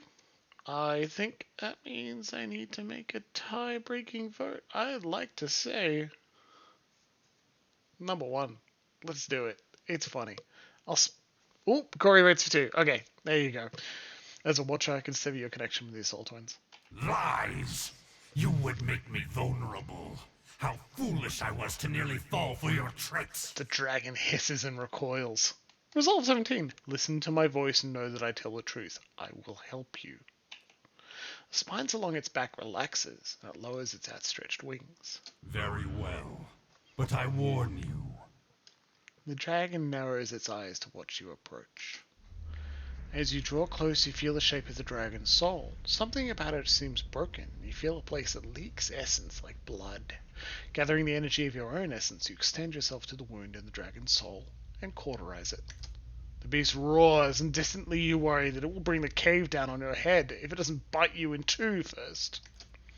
But you hold on, and as a wound in the dragon's essence fuses shut, you hear its shriek recede. At last you pull back and feel the physical world take shape around you once more. I feel it. Some part of me aches, yet another part is healed.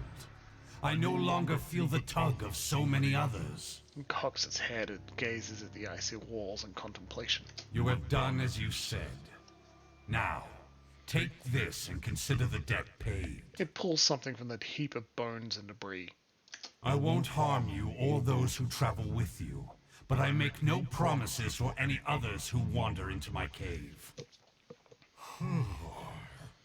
Now, please, leave me to rest. I'll let you watch the animation for a bit. It's pretty good. Look at that horde right behind him. Oh, don't you just want to click attack and stab the dragon? So I give it a try. Just grab this shiny sword and go, take that, dragon knee. Anyway, good job, everybody.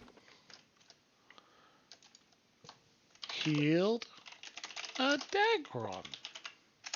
Yeah. Don't stab the dragon at bedtime. Well, you guys made the choice. That's what we're choosing. Good job, everybody.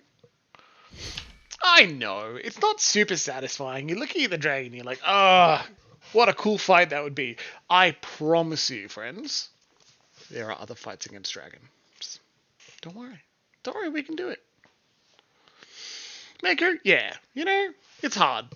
No choices that feel unambiguously good. Yeah, well, that's why we have Final Fantasy on Wednesday nights, right? Final Fantasy 1, all heroic action. High fantasy, highfalutin heroic action. It's not even Final Fantasy 8 where you're being child soldiers. You're gonna help him, but it doesn't do much good. Yeah, it did kind of feel like you were capitulating to a very big and powerful creature that threatened to kill you, didn't it? Right? I'll heal you, please don't eat me, was how that came across. It took high resolve to say, no, you fucking listen to me, dragon. I will make sure you're healed. Mercenary High School is hot. I know, it is. Why do you think I'm excited to finish Final Fantasy 1? Because then we're probably going to go to Final Fantasy 2. What's after 2? 3. Replay the whole series, why not? Child soldiers, do you mean Final Fantasy 7, 8, 9, 10, 13, and 15? You may...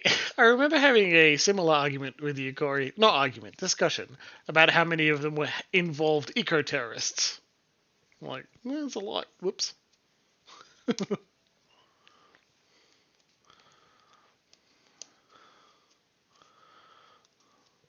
Rather than get bogged down into the specifics...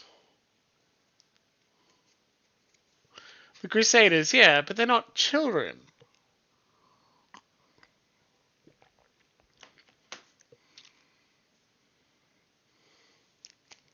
Okay, that's enough. I'm not getting bogged down in it. I hope you guys can continue the discussion. That was worth it. Everyone, I'd like to say thank you very much for joining us tonight. It's been a lot of fun to play a bit more of Pillars. It was really enjoyable. I look forward to seeing you again on Wednesday night at 7 o'clock. That's 2 days from now. Or I look forward to seeing you all in the VODs, okay? Shout out to our regulars who weren't with us tonight. I hope you can catch up and see how we dealt with the dragon. Good night, everybody.